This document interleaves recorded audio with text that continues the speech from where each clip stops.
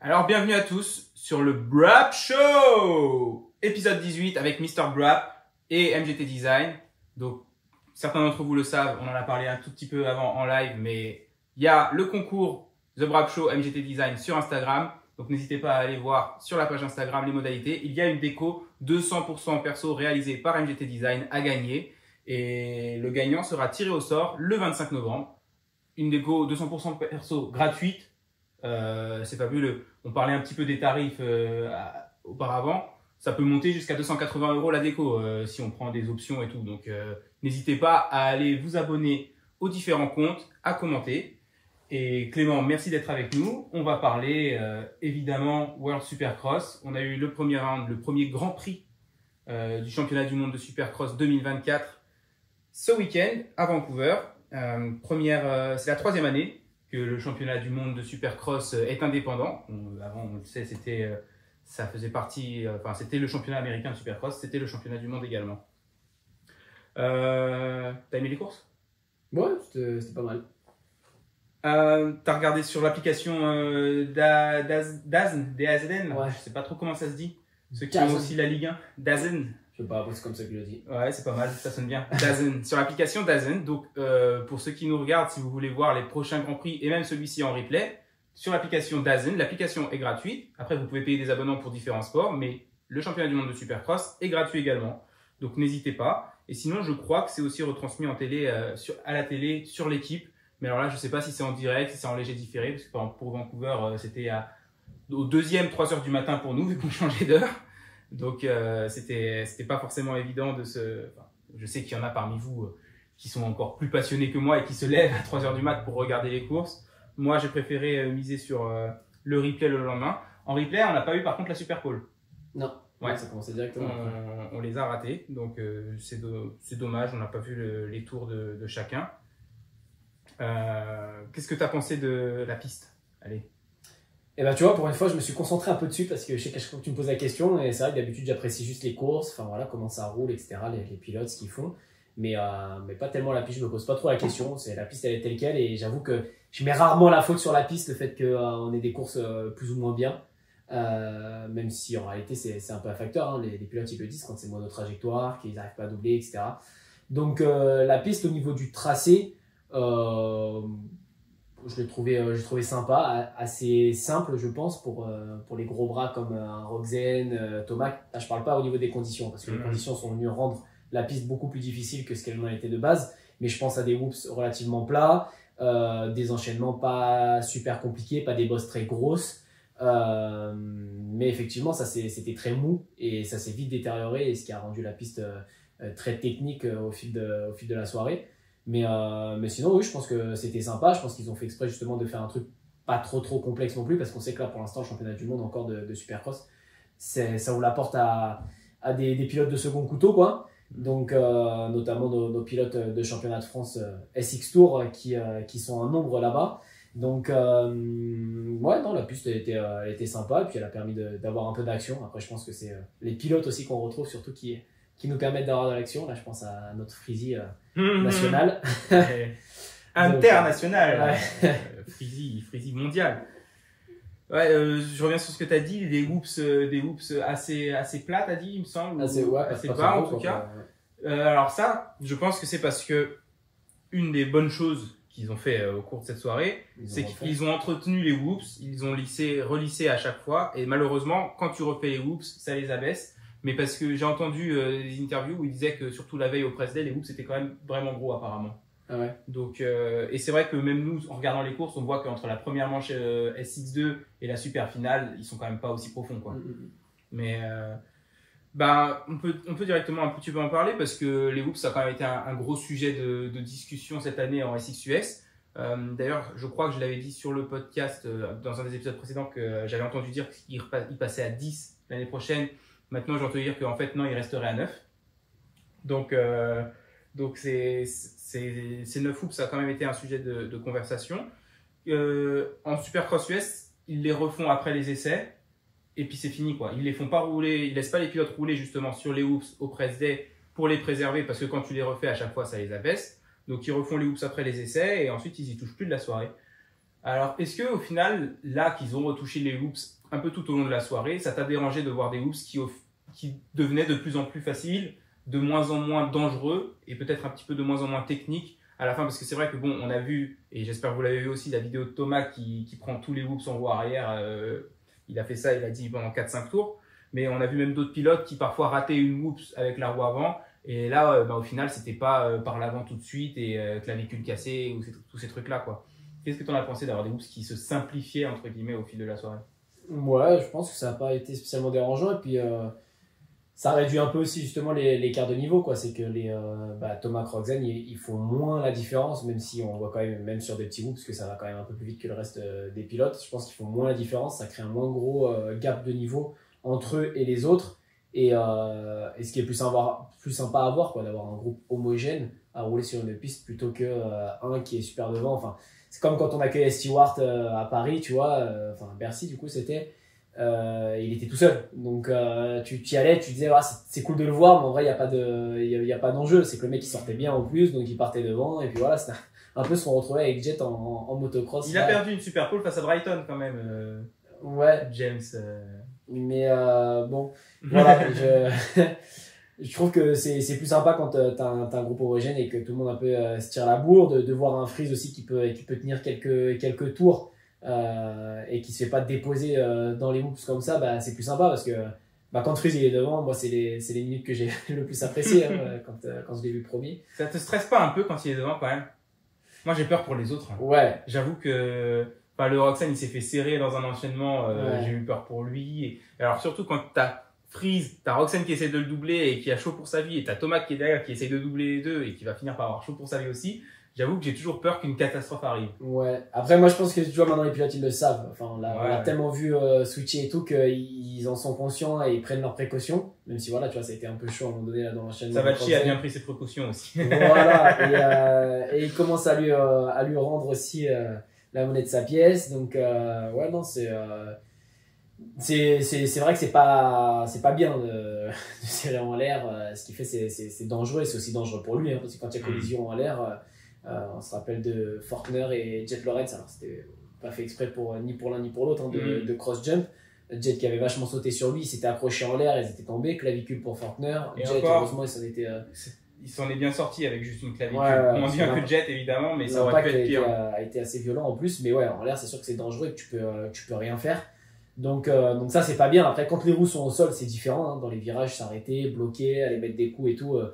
Moi ça j'aime bien. Je pense que c'est pas trop dangereux, même si encore une fois on a déjà vu c'est quoi Barcia qui avait cassé la jambe de Bowers. La jambe de Bowers, ouais. Ouais, à Las Vegas. Donc, ouais, c'est déjà arrivé même. Même au sol il y a moyen de faire mal. Mais voilà, quand tu mets des coups d'épaule et que tu me fais mettre dans les bottes de paille. Même au sol, dans un virage, quand tu vas percuter le pilote avec ta roue avant, c'est là ce qu'on appelle généralement un T-bone, ça fait un T, voilà, comme quand tu fais le temps mort. C'est pas correct. Aller taper avec ta roue avant, alors surtout si tu vas taper avec ta roue avant et que tu es derrière la roue avant de la moto que tu frappes, quoi. Là, c'est zéro. Roue avant contre roue avant, selon l'angle, il peut peut-être y avoir un débat. Mais alors, quand t'es roue avant contre la jambe ou contre la roue arrière du pilote, là, t'es en tort, quoi. C'est ça. Donc, ouais, non, c'est un peu dangereux ce qu'il fait, mais ça relève un peu les courses. Et puis, tu vois que le mec, vraiment, il en a rien à foutre de tout, quoi. Il s'en fout, il y va. Même au départ, tu vois, il est derrière, il va serrer Tomac et en plus, peu importe qui t'es, tu vois, tu peux taper Tomac ou je sais pas qui. J'y vais et je défends ma place, quoi. Même si je suis un mec du top 10 en réalité. Ouais, puis je défends ma place, mais lui, vraiment, la meilleure défense, c'est l'attaque, quoi. Ouais. Je veux revenir vite fait sur ce que tu as dit à propos des whoops, que du coup, les whoops qui étaient plus simples en fin de journée permettaient de moins faire la différence pour les top pilotes. Je trouve que ça permet quand même de faire la différence. Je trouve que les erreurs coûtent moins cher. Et ça, je trouve que c'est pas mal parce que tu vois, on a pu voir, c'était dans la dernière finale S6-2, à un moment donné, Anstie qui allait à l'intérieur avant les whoops, dribbler les whoops et quand même doubler un autre pilote. Sur des gros whoops, si t'as pas l'élan, tu peux pas aller les dribbler. Mais cependant, là où je voulais vraiment en venir, c'est est-ce que des whoops plus simples comme ça, tu vois, donc ils font moins la différence, mais ils continuent quand même de faire plus la différence que des whoops complètement défoncés de SXUS où tu vas faire que 3-3-3 pendant toute la finale au final, non? Ouais. Bah, en fait, les whoops de SXUS défoncés où t'en as que 9, ouais, du coup, ils font maintenant moins la différence parce que t'en as que 9. Et quand ils sont défoncés, effectivement, faire 3-3-3, faire 3 sauts de 3, ça va encore que quand tu fallait en faire 5 des sauts de 3, bah, ça demande quand même d'être bien précis, tu vois, de sauter dans des whoops défoncés. Donc, mine de rien, ça faisait quand même la différence. Là, quand tu fais court et défoncé où il n'y a que 3 sauts à faire, c'est effectivement plus simple pour tout le monde. Et donc, on voit moins la différence. Mais c'était quoi la question de base? Si, Bah, du coup, est-ce que tu préfères avoir des whoops plus bas ou la différence enfin, est-ce que tu penses qu'en fait des whoops qui sont pas refaits et qui gardent à peu près la même taille mais qui sont de plus en plus défoncés au point où en finale, après tu vas finir par faire que 3-3-3, ça fait dans quel whoops tu fais le plus la différence en tant que pilote enfin, bah, pour nombre de whoops égal, si t'en as que 9, ouais, comme je disais, du coup, faire 3 sauts de 3, ça va encore. Maintenant, tu prends deux lignes de whoops longues, avec 12 whoops par exemple, bah, je pense que celle qui va être défoncée à faire 3-3-3, ça va peut-être faire un peu plus de différence que ce qu'on a l'habitude de voir, tu vois. Mais en soi, c'est vrai que des whoops, j'aime bien les voir se dribbler quand même. Et quand ils finissent que par sauter, bah, au final, ça devient presque comme un enchaînement. Et en soi, tu as l'impression que tu n'as plus la spécificité du supercross, parce qu'en réalité, c'est quand même ça, hein, le supercross aussi. Évidemment, les sauts plus compacts, dans des stades, etc., toutes ces choses-là. Mais surtout, quand même, les whoops qu'on retrouve en supercross et pas c'est la marque de fabrique très un peu. petit peu. Voilà. Et donc, quand tu te retrouves à les sauter, alors que maintenant, ça fait des années et des années que les whoops se dribblent, et que c'est la façon la plus efficace, c'est dommage. Et puis c'est vrai que c'est toujours plus impressionnant quand tu vois la vitesse quand quelqu'un dribble, tu vois, de voir cette différence de vitesse. Je me souviens à Paris aussi, alors que les whoops justement ils étaient tout ronds, et à la fin on voit quand même la différence entre un Roxen par exemple et le Tomac face à un Musquin dans les whoops qui étaient tout refaits, lissés à Paris. Et quand même, tu vois la vitesse de Roxen dedans, c'est impressionnant quand tu as l'impression qu'il est juste au-dessus, que c'est juste une ligne droite, la fourche ne se comprime même pas dessus. Donc c'est impressionnant. Donc non, ouais, je préfère avoir des whoops qui se dribblent que des whoops qui sont tellement défoncés au point de devoir les sauter et que tout le monde les saute surtout, quoi. Mais ils ont vraiment quelque chose à apprendre, je pense, du Supercross de Paris à ce niveau-là. Autant le World Supercross que le SXUS, parce que en World Supercross, ils ont refait les whoops, mais ils les ont refait avec les Bobcats. Et je pense que c'est ça qui a fait que, enfin, je sais pas si c'était les Bobcats ou d'autres machines, mais des grosses machines en tout cas. Et je pense que c'est ce qui a participé au fait que ça les a vachement abaissés au fil de la soirée. Qu'à Paris, ils y vont tout le temps. Tu as une dizaine de personnes avec des râteaux déjà qui vont d'abord ramener la terre qui est entre les creux sur les crêtes et après avec le rouleau recompacter tout ça. Et c'est vrai que Paris, il y a 2 jours de course et tu prends le premier sprint du samedi soir et la dernière finale du dimanche, les whoops sont pas plus bas. Et s'ils le sont, c'est pas flagrant comme là ça a été en une soirée. Ouais, après, la terre est plus dure. Mais... Voilà, c'est ça, c'est qu'ils ont une terre quand même qui se détériore beaucoup moins que celle qu'il y avait là au Canada, et aussi ce qu'on a retrouvé toute la saison dernière en Supercross US. Et du coup, voilà, c'est des petits impacts que au râteau, voilà, tu ratisses un peu, tu arrives à l'Europe et tu lisses après avec le rouleau et ça fonctionne. Que là, comme tu mets même 10 mecs avec une pelle, il faut la refaire la whoops, quoi. C'est que ça devient, il y a un cratère au milieu de la whoops à force de le dribbler, tu vois. Ils se déterrent beaucoup plus vite, et je pense que, ou sinon il faudrait qu'ils ramènent le râteau, parce que nous ils y vont combien de fois, peut-être 2-3 fois pendant les entractes, tu vois. Ouais. Et là ce serait pas suffisant quand tu prends une entracte. Sur cette terre là, ouais, ce serait peut-être pas suffisant. Voilà, surtout quand il laisse que 5 minutes entre les 2 premières manches, mais ça on va en parler. Ouais.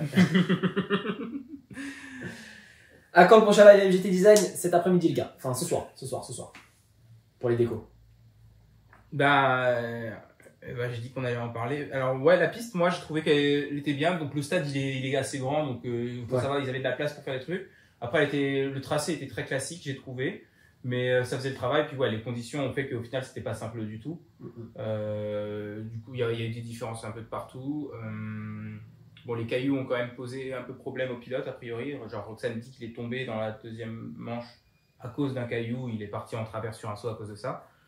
Bon, après il faut faire avec, c'est dommage, mais c'était bien. Je suis d'accord avec toi que oui, je pense que la piste, ils sont restés un peu simples parce que c'est la première du championnat et qu'en plus c'est quand même c'est les mêmes raisons à mon avis pour laquelle le format des courses est comme ça. C'est parce que c'est pas les top pilotes des US qui constituent le plateau. Mais justement, le format des courses, t'en as pensé quoi? Est-ce que déjà tu as regardé la course en sachant exactement comment le format allait se dérouler? Ou est-ce que tu as un peu découvert au fil du moment, au fil du visionnage? Si, je savais juste pas pour la super finale parce que il y avait Emile justement qui le présentait au début, donc j'avais laissé Ouais. quand il présentait le programme un peu, j'avais entendu. Et j'avais compris de sprint, 250, de 450, la finale 250, la finale 450, mais je savais pas qu'il y avait le mix après des 250-450, Ouais. la super finale derrière. Donc non, j'étais à 80% au courant de ce qui se passait. Moi, ça m'a pas spécialement dérangé au final qu'il fasse deux petites courses. Enfin, tu vois, avec des pilotes comme Freeze en 450 et des pilotes de second couteau comme ça, c'est plus intéressant, je trouve, les petites manches que d'en faire une seule grande. Tu vois, par exemple, si au lieu d'en faire deux de 8 tours, c'était les premières, Ouais. deux de 8, on n'en faisait qu'une seule de 15, par exemple, tu vois.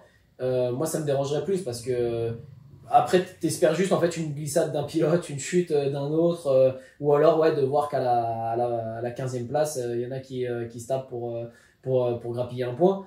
Mais ouais, les écarts après ils sont faits et je trouve que c'est moins intéressant. Tu vas plus vite t'ennuyer que quand tu remets à zéro. Bon, allez, on remet à zéro, de nouveau un départ, une chance de plus de voir bah voilà, un Roxane partir loin, un Freeze partir devant. Et donc ouais, ça me plaît pas mal au final d'avoir ces petites courses courtes et d'avoir plus de courses que une qualif et une finale ensuite. Ouais.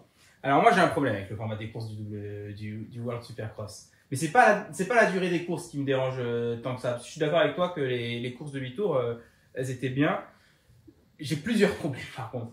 En fait, je comprends qu'on fasse des courses plus courtes parce que on a ce qu'on disait, on n'a pas les top pilotes des US, on n'a pas des pilotes qui sont capables entre guillemets, enfin ils en sont tous capables, mais c'est quand même plus dangereux peut-être pour une bonne partie de ce plateau-là d'aller faire 20 minutes, surtout sur le terrain comme il se dégradait ce week-end. Donc je comprends qu'on fasse plus de manches plus courtes et qu'en plus ça nous laisse le temps aussi, enfin, et nous les organisateurs, de refaire la piste entre différentes manches. Là où je comprends pas, c'est que du coup, parce qu'on a des pilotes qui n'ont pas forcément l'endurance d'aller faire 20 minutes à leur meilleur niveau sur la piste de Supercross, on fait des manches plus courtes, mais on va leur laisser peu de récupération entre les deux premières, parce qu'on veut quand même qu'il y ait un facteur de fitness, tu vois, un facteur d'endurance. On va leur laisser que 5 minutes entre la première et la deuxième manche. Moi, c'est là déjà que, en fait, je trouve que ça, c'est vraiment, je sais pas trop comment on dit gimmick en français, mais c'est un peu le truc pour faire différent, mais qui apporte rien du tout au niveau de la compétition et du spectacle. Mais ça a été justifié. Enfin, ils l'ont dit comme ça, ils l'ont justifié comme ça, le fait qu'ils laissaient juste 5 minutes de récup entre les deux. Et la première année, il me semble qu'ils l'ont justifié comme ça. Ouais. Que c'était pour que comme ça en fait ça redistribuait l'écart, mais que le facteur physique en fait entrait quand même en jeu de cette manière. C'était la logique qu'il y avait derrière la première fois qu'ils ont fait ça. Et si je me souviens bien, la première année, ils faisaient les 3 à la suite. Et pas que les 2 premières. Donc moi, c'est ce laps de temps de 5 minutes qui, en fait, je trouve sert à rien. Laissez-leur, tu vois, alternons. Première manche 250, première manche 450, deuxième manche 250, deuxième manche 450. Ensuite, ce qui me dérange aussi, c'est que chacune des manches de 8 tours rapporte autant de points que la manche de 12. Et ça, je trouve ça pas normal. Et encore plus quand tu considères la deuxième manche de 8 tours, parce que admettons que tu sois Ken Roczen ou Greg Aranda ou n'importe qui, et puis tu crèves comme Thomas l'a fait en fin de soirée, tu crèves de ta roue arrière dans le dernier tour de la première finale.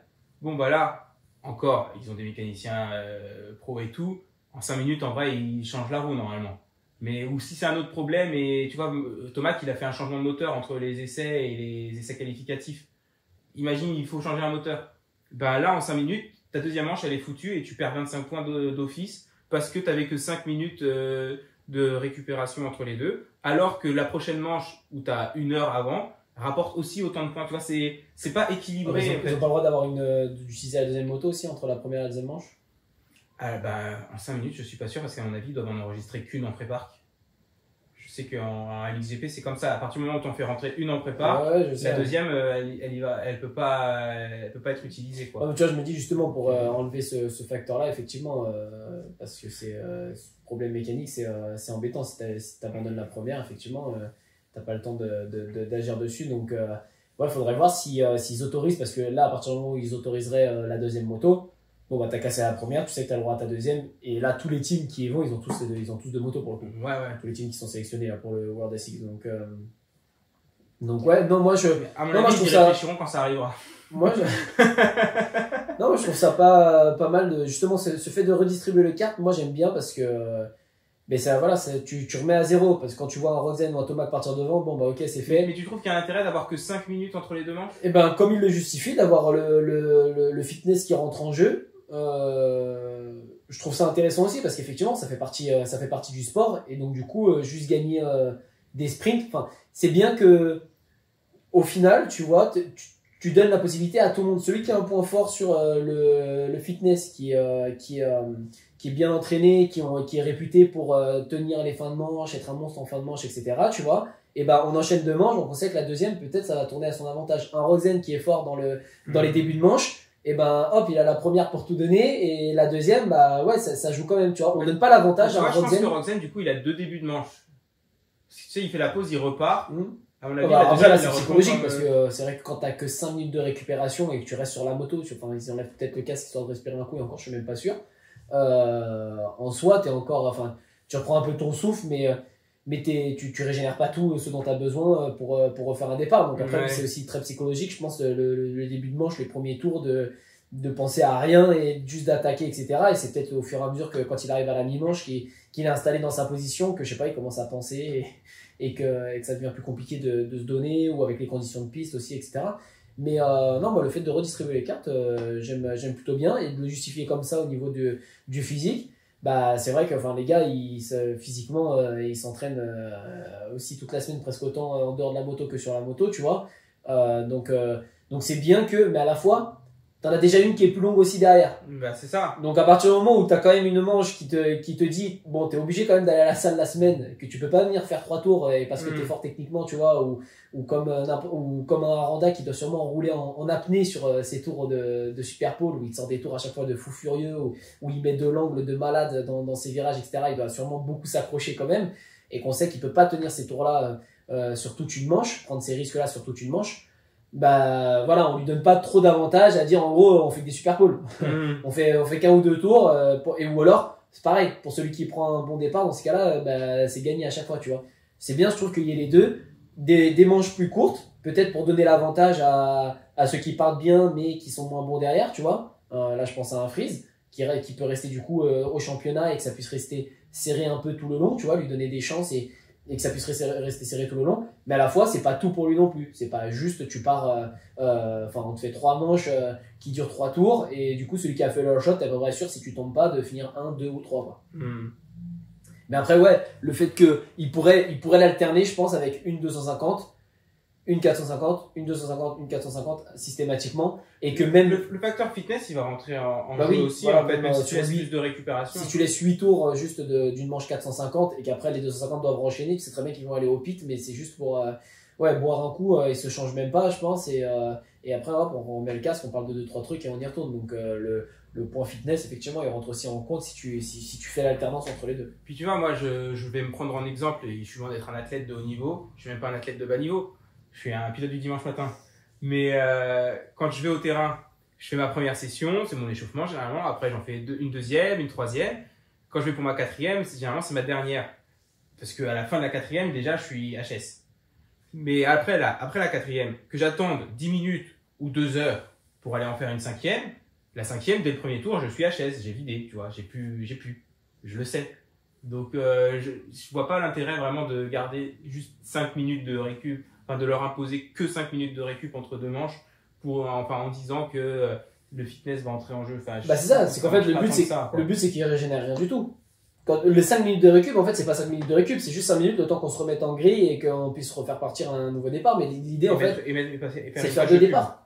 Ouais, mais l'idée c'est vraiment de faire 2 départs en fait, de redistribuer les cartes. Donc après il dit que pourquoi il les enchaîne ces 2 départs et qu'ils justement ils font pas une pause entre, c'est pour que physiquement, en gros dans la deuxième manche, c'est comme si la manche elle continuait. Okay. Par contre voilà, après effectivement au niveau du nombre de points, là je pense qu'ils le réfléchissent en se disant, pour que Freeze il puisse rester dans le championnat tout au long, dans la course au titre tout le long du championnat, il faut que les courses aient le même nombre de points. Parce que on sait très bien que sur une manche de 12 tours, même s'il fait le shot, il va plus finir 5 ou 6. Donc il marquera moins de points. Si tu distribues plus de points sur cette manche qui est longue, ceux qui sont des bons starters ou les autres pilotes un peu de second rang derrière les Tomac et les Rogzen, ils seront out assez rapidement, je pense. Ouais, mais moi, tu vois, c'est là que je suis pour qu'on garde un maximum de suspense et tout. Et tu vois, alors le Super Motocross, ils ont le truc, on triple les points à la dernière épreuve.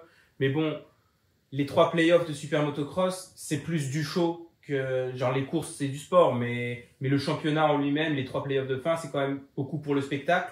Et je pense que c'est un peu pour ça que on n'y est pas, mais je suis à peu près sûr que dans 10 ou 15 ans, même s'il y a toujours le Super Motocross, je suis pas sûr que le titre Super Motocross soit plus prestigieux que le titre de Supercross, tu vois, qui est gagné sur 17 courses, où t'as juste 3 Triple Crown et 17 finales qui sont de la même manière, parce que je trouve que c'est un format qui du coup, récompense vraiment la compétence dans une discipline. Et là, le fait de donner 25 points pour 8 tours, 25 points pour 8 tours, 25 points pour 12 tours, puis 25 points pour 12 tours avec 2 catégories confondues, ça se voit que ils essayent un petit peu, en fait, ils ont que 4 épreuves et ils veulent pas qu'à la fin, tu aies un champion qui ait que 96 points, tu vois. Et que du coup, ils essaient de donner un maximum de points pour un oui ou pour un non, pour pouvoir faire un gros championnat avec beaucoup de points et donner des opportunités aussi de récupérer des points et d'en perdre et d'en gagner. Mais je trouve que, à la limite, moi je trouve que tu vois les deux courses de 8 tours, elles devraient valoir, tu devrais les compter en scoring olympique et le cumul des deux vaut 25 points. Tu vois, je trouve que c'est quelque chose qui serait plus logique, mais et plus juste. Mais bon. Et puis du coup aussi, si quelqu'un casse sa moto entre la première et à la fin de la première, il peut pas participer à la deuxième, il n'est pas pénalisé de 25 points. Bêtement comme ça, quoi. Et en revanche, autre chose aussi au niveau du format des courses du championnat du monde de Supercross, c'est des courses qui sont en tour et pas en temps. Et il me semble que l'année dernière, elles étaient en temps pourtant, mais là, c'était des tours. Ouais. Et c'était déjà en tour l'année dernière. Ouais, possible. Je croyais qu'ils étaient passés au... Mais par contre, leur système de tour, il me paraît bizarre. Oui, parce que quand ils sont à 7 sur 8, en fait, il est dans le dernier tour. Voilà. Et c'est pas 8 sur 8. Je suis pas sûr que quand ils partent, il est écrit 0 sur 8, mais il y a peut-être rien d'écrit. Je voulais le regarder, mais ouais. Ils affichent peut-être rien tant que t'as pas passé la ligne d'arrivée une première fois. Mais, donc en dehors de leur façon de compter les tours qui est un peu particulière, qu'est-ce que tu penses de ça, tour contre temps? C'est un sujet que je voulais justement aborder en plus dans cette off-season, donc ça tombe bien. J'ai réfléchi. Ok. Moi, je vais te dire ce que j'en pense du coup pour lancer un peu le sujet. J'y réfléchis aussi en fait, parce que je pense que on parlait des whoops qui sont trop défoncés, à la fin tu fais 3-3-3. Je regardais quelques courses de 2006-2007 depuis que le Super Motocross est fini parce que je m'ennuie. Et je trouve que les pistes tenaient mieux à l'époque. Alors, les 450 arrachaient peut-être moins la terre d'une part, mais d'autre part, les courses étaient en tours. Une qualif, enfin une heat race, c'était 8 tours, une finale, c'était 20 tours. En 250, la finale, c'était 15 tours. On est passé au temps parce que, comme ça, la durée de la course ne dépend plus de la longueur du terrain, ce qui est bien pour les spectateurs, ce qui est très pratique pour eux au niveau du format télé. Parce que comme ça, ils savent combien de temps dure une course et à quel moment ils vont mettre des pubs et placer tel ou tel truc. C'est plus facile de savoir quel contenu ils vont devoir proposer. Mais au niveau je pense que les pistes en souffrent parce que on est au stade où sur certaines pistes, une finale 250 fait 20 tours. Et je crois que c'est déjà arrivé qu'elle fasse plus que 20 tours, une finale 250 depuis qu'on est passé au format temps aux États-Unis. Et ce qui fait que tu arrives et donc si la finale 250 fait plus de 20 tours, ça veut dire que les heat races, elles ont aussi fait plus que 8 tours chacune. Le LCQ, il en a fait plus que 6. Et tu arrives forcément en finale 450, tu pars, et en fait, le terrain, il est défoncé, comme à l'époque d'avant, quand la finale 450, elle se terminait, tu vois. Et je trouve, quand je regarde les anciennes courses, que les pistes plus défoncées, enfin, on a des ornières sur tous les supercross, quoi. Tu regardes même Anaheim, quelles que soient les conditions, tu vas avoir des ornières de partout, des whoops défoncés. Et les courses en pâtissent un petit peu. Alors on arrive toujours à avoir de belles courses assez régulièrement, mais les pilotes peuvent moins changer de trajectoire comme ils le faisaient à une époque. On n'a plus de pistes vraiment béton un peu glissantes en supercross, ça n'arrive plus du tout. On a eu 0 l'année dernière. Et alors que tu vois, ce qui est fou, c'est que quand tu regardes des courses encore plus vieilles des années 90, bah, tu avais des terrains où c'était vraiment sec béton et tu n'avais pas une ornière et ça glissait, comme le Las Vegas, vraiment, quand on avait des courses à Las Vegas avant. Et tu avais d'autres terrains comme Atlanta où c'était mais encore plus mou et plus d'ornières que ce qu'on a vu à Seattle cette année presque, tu vois. C'était plus diversifié aussi du coup. Ouais, mais c'est vrai que de ce point de vue-là, moi la solution que j'ai envie de donner, c'est dans ces cas-là, tu refais la piste en fait entre la finale 250 et la finale 450. Donc après, je sais que c'est un problème de timing parce que refaire une piste quasiment en entier, et notamment on parle des whoops aussi justement qui se détériorent vachement, c'est compliqué à prendre en compte. Mais c'est vrai que oui, si tu as une finale 250, ça va se creuser plus, qui fait 20 ou plus de tours, alors qu'avant on n'en faisait que 15. Enfin, ça veut dire que c'est 5 passages en plus par pilote, c'est 5 fois 20. 100. Ça fait 100 passages en plus dans un virage, donc c'est sûr que l'ornière elle a le temps de se creuser encore plus quand tu as une terre justement où le but c'est quand même d'avoir cette texture qui est sympa, où il y a du grip, que ce soit pas sec béton, parce que je pense il pourrait du coup ne pas arroser, mais bon alors il y a de la poussière donc ça peut être dangereux, et puis sec béton aussi c'est pas très agréable je pense pour les pilotes.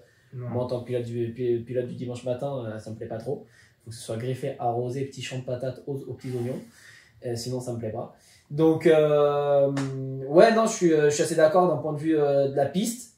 Après c'est vrai que là je voyais un commentaire justement là de Driver MRT qui nous dit: le temps je trouve que c'est plus précis pour savoir qui est meilleur. Non, alors pour savoir qui est meilleur je pense pas spécialement, parce que au final que la manche elle fasse 20 tours et donc peut-être quoi entre 15 et 17 minutes.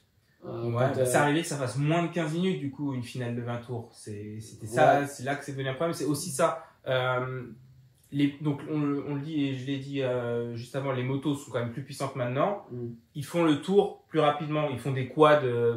Même le 12e d'une finale de SXUS, il te fait le 4 par-dessus la table. Là où avant, t'avais que Stewart et Carmichael et Reed qui le faisaient, tu vois. Donc il y a aussi de ça qui fait que on arrivait à un stade en fait où les finales parfois duraient même moins de 15 minutes, les finales 450. Ouais, donc ça aussi c'est embêtant pour les spectateurs quoi. Quand tu viens, t'en as moins à te mettre sous la dent quand t'as quand même 5 minutes en moins de course que ce que tu peux avoir là. Là on sait qu'on y va, on voit tant de temps. Je pense que les pilotes pour leur préparation, c'est pareil. Après on sait très bien que les pilotes professionnels, ils savent que les courses elles peuvent faire entre 15 minutes et peut-être aller jusqu'à 20 sur certains terrains comme à Las Vegas où là on se rapprochait de la minute voire on la dépassait.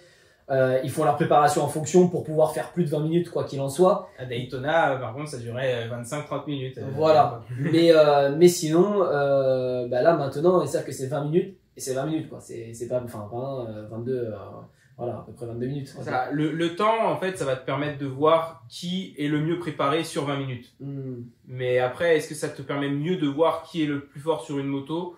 Je pense pas non plus. Enfin, à l'époque de Stewart, je pense qu'on pouvait assez facilement voir que Stewart c'était le pilote le plus rapide, même si c'était pas forcément le plus stable sur ses roues. Et pourtant, il a gagné plus de hits que de finales, quoi. Beaucoup plus. Ouais, mais après, je pense qu'il y a toujours pas. Il y a deux points de vue, quoi. Il y a le point de vue spectateur et le point de vue pilote. Du point de vue spectateur. Et organisateur. Ouais, du point de vue spectateur. Je préfère le temps parce que moi, je sais que j'ai 20 minutes à me mettre sous la dent et pas que 15 pour une autre finale. Et d'un point de vue pilote, après d'un point de vue spectateur, il y a aussi peut-être qu'on aurait des finales un peu plus intéressantes avec encore plus de dépassements, avec des pilotes qui peuvent tenter encore plus de choses s'ils avaient du coup une piste moins détériorée parce qu'ils roulent moins longtemps dessus. Donc peut-être qu'on y gagnerait un peu. Après voilà, ça nous empêche pas en général d'avoir du gros bloc pass quand même s'il y a 3 ornières. Est-ce que interdire le pneu sable ce serait une solution pour préserver les pistes? Il y a beaucoup qui roulent en pneu sable en supercross.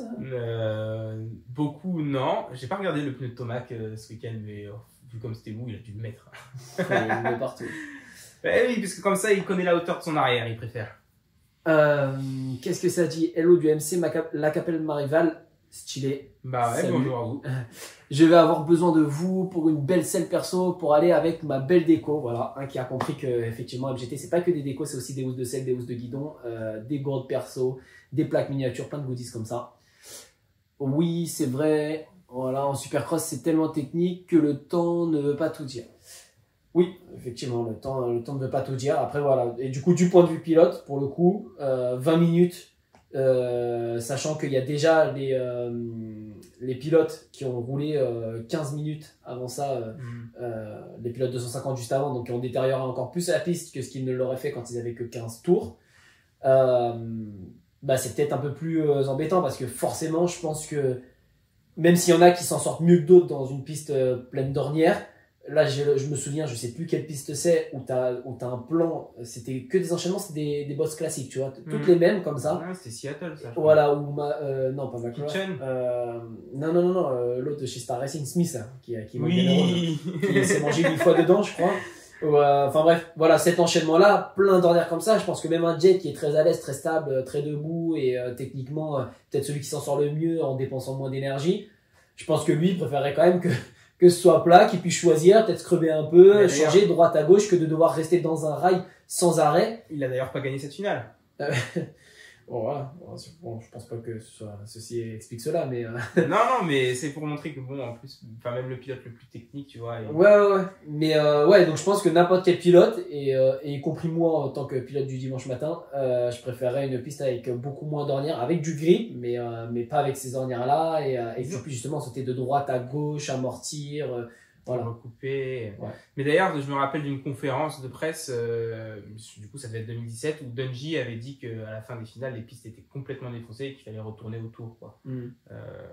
Les pilotes n'avaient pas forcément d'avis quand ils ont changé ça avant le début de la saison, mais ouais. Je me rappelle que Dungey lui avait mis son opinion. Je pense que les pilotes, le fait qu'il faille rouler 20 tours ou 20 minutes, au niveau de leur préparation et de leur endurance, ça leur change pas grand chose, mais je pense que c'est plus au niveau des conditions de piste qu'ils seront plutôt d'accord avec nous, j'ose espérer. Mais c'est vrai que du coup, la solution idéale, bah, je la connais pas parce que bon, les stades ils font la taille qu'ils font et ils ont la quantité de terre qu'ils ont pour faire les pistes. Donc au niveau des pistes, on va pas pouvoir changer grand chose pour avoir des pistes qui durent plus longtemps, en fait des tours plus longs. Tu regarderas parce que je pense que tu n'as pas dû le faire pour l'instant, mais il y a les maps des terrains de l'année prochaine, de Supercross 2025, qui sont en ligne sur le site supercrosslive.com. Je trouve qu'ils sont ils se diversifient un peu plus au niveau des tracés. Ils essayent un petit peu d'être un peu plus créatifs, ce qui est cool parce que cette année, c'était pas trop mal. Il y a 2-3 ans, ça devenait très répétitif. Je me rappelle de l'année où Roxane et Webb ils finissent, tu sais, dans un mouchoir de poche, là, l'arrivée la plus serrée de l'histoire de Supercross, ils disaient. Cette année-là, ce tracé, ils changeaient les enchaînements, mais ce tracé-là, on en avait eu 4 ou 5 comme ça. Là, ils se ressemblent pas, tu vas d'un week-end à l'autre, les pistes ne vont pas trop se ressembler, donc c'est cool. Et je viens à ce sujet-là parce que le consensus, et d'ailleurs on entend souvent DV en parler, mais il y a beaucoup de pilotes qui sont aussi assez d'accord. Les pilotes, ils aiment bien être dans un stade de foot pour avoir une base rectangulaire et avoir des longs enchaînements et des épingles pour pouvoir faire des block pass. Et au final, quand je reprends encore ces années-là, 2006, 2007, les terrains, ils n'étaient pas tous comme ça. Des fois, tu avais des petits passages sinueux et tout. Alors, c'est peut-être un peu plus monotrajectoire par portion, mais en même temps, tu gardais moins d'élan, moins de vitesse et le tour était plus long. Et je pense que ça joue aussi, tu vois, le fait de... t'es pas obligé de tout le temps faire toute la longueur du stade, faire un demi-tour, refaire toute la longueur du stade, puis une largeur, puis toute la longueur du stade, un demi-tour. Tu vois, avoir des pistes où il va y avoir peut-être plus de virages et bon, des fois, ça va peut-être être un peu farfelu, mais permettre d'avoir... un tour plus long, quoi. Ouais.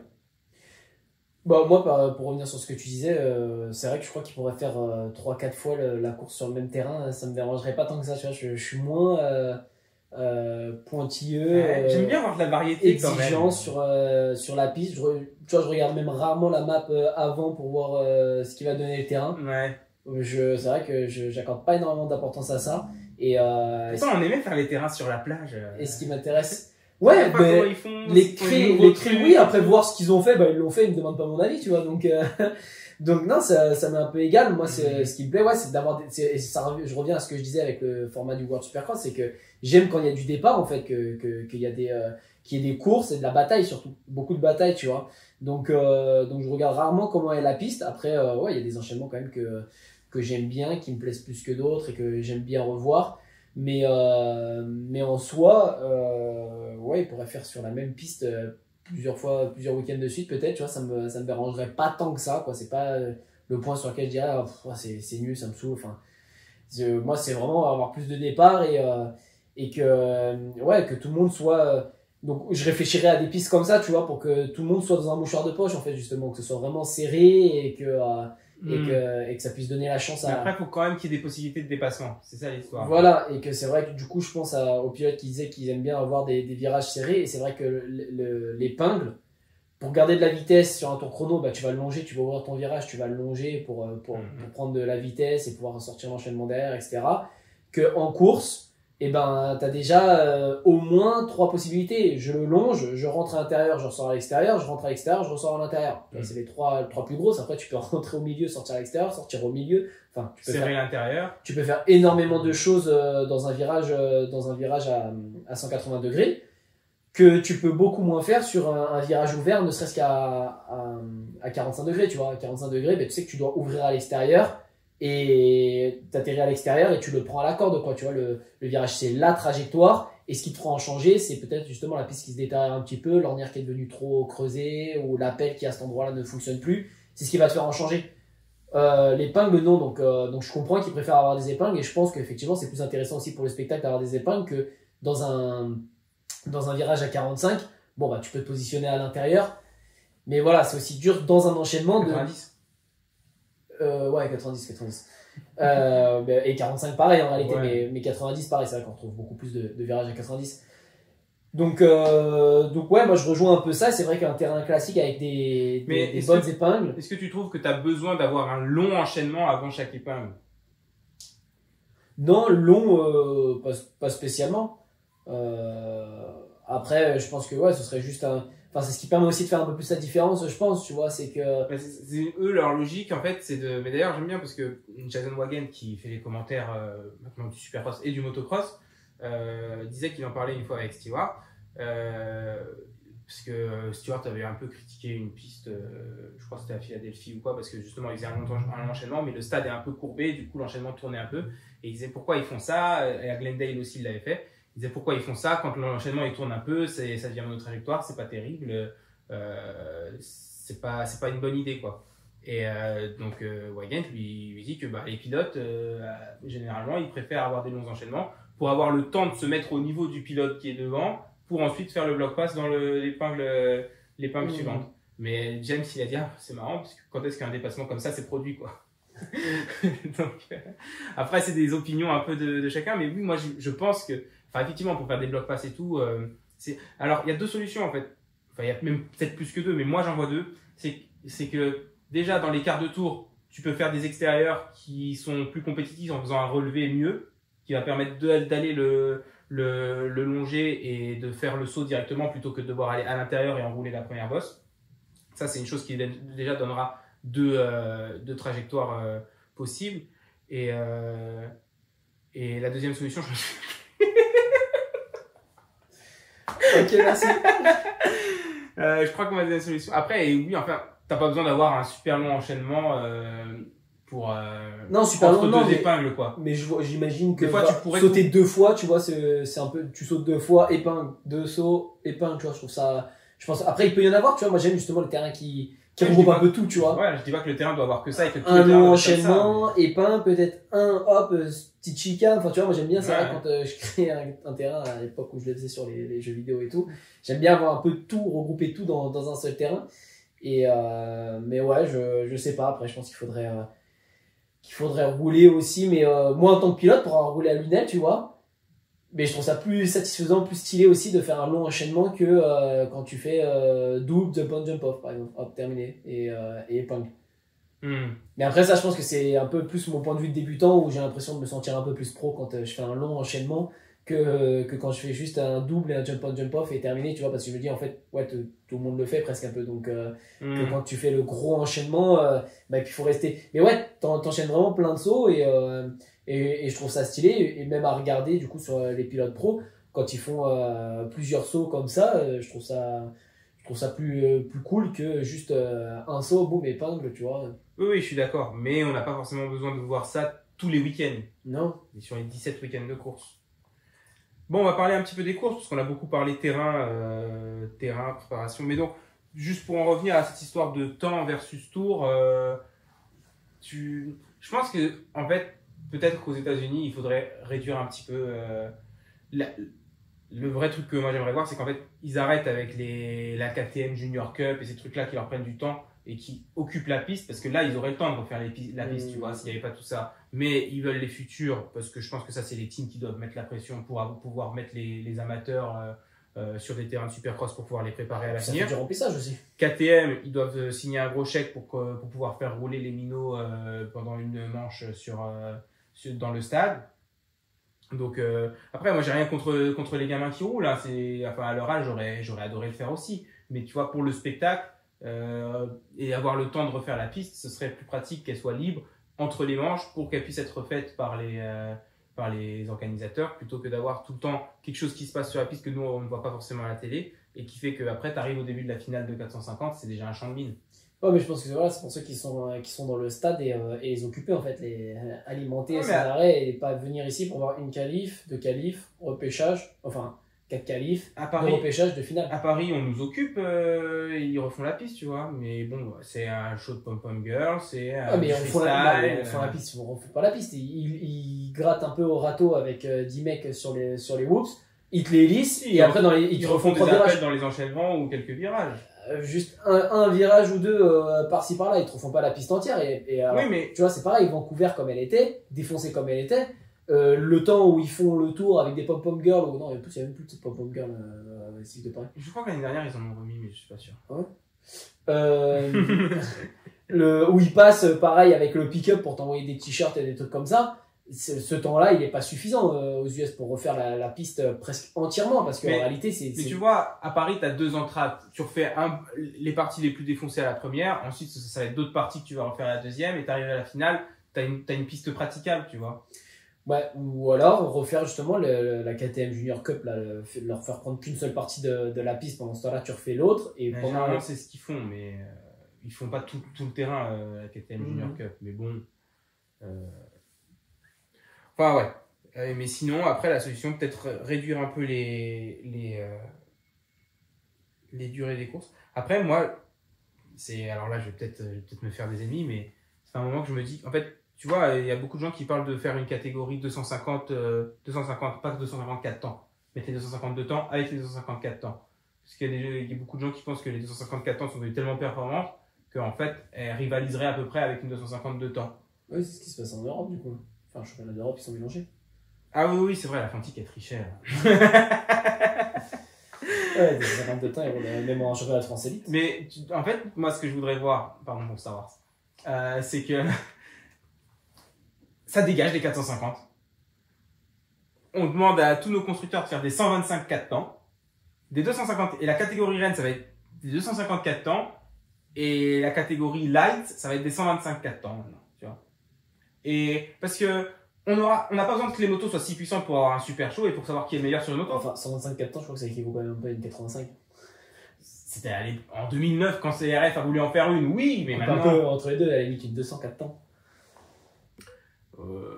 Oui, peut-être quelque chose de. Mais tu vois, parce que je pense qu'une 250 ça détruit moins la piste qu'une 450. Je sais pas. Okay.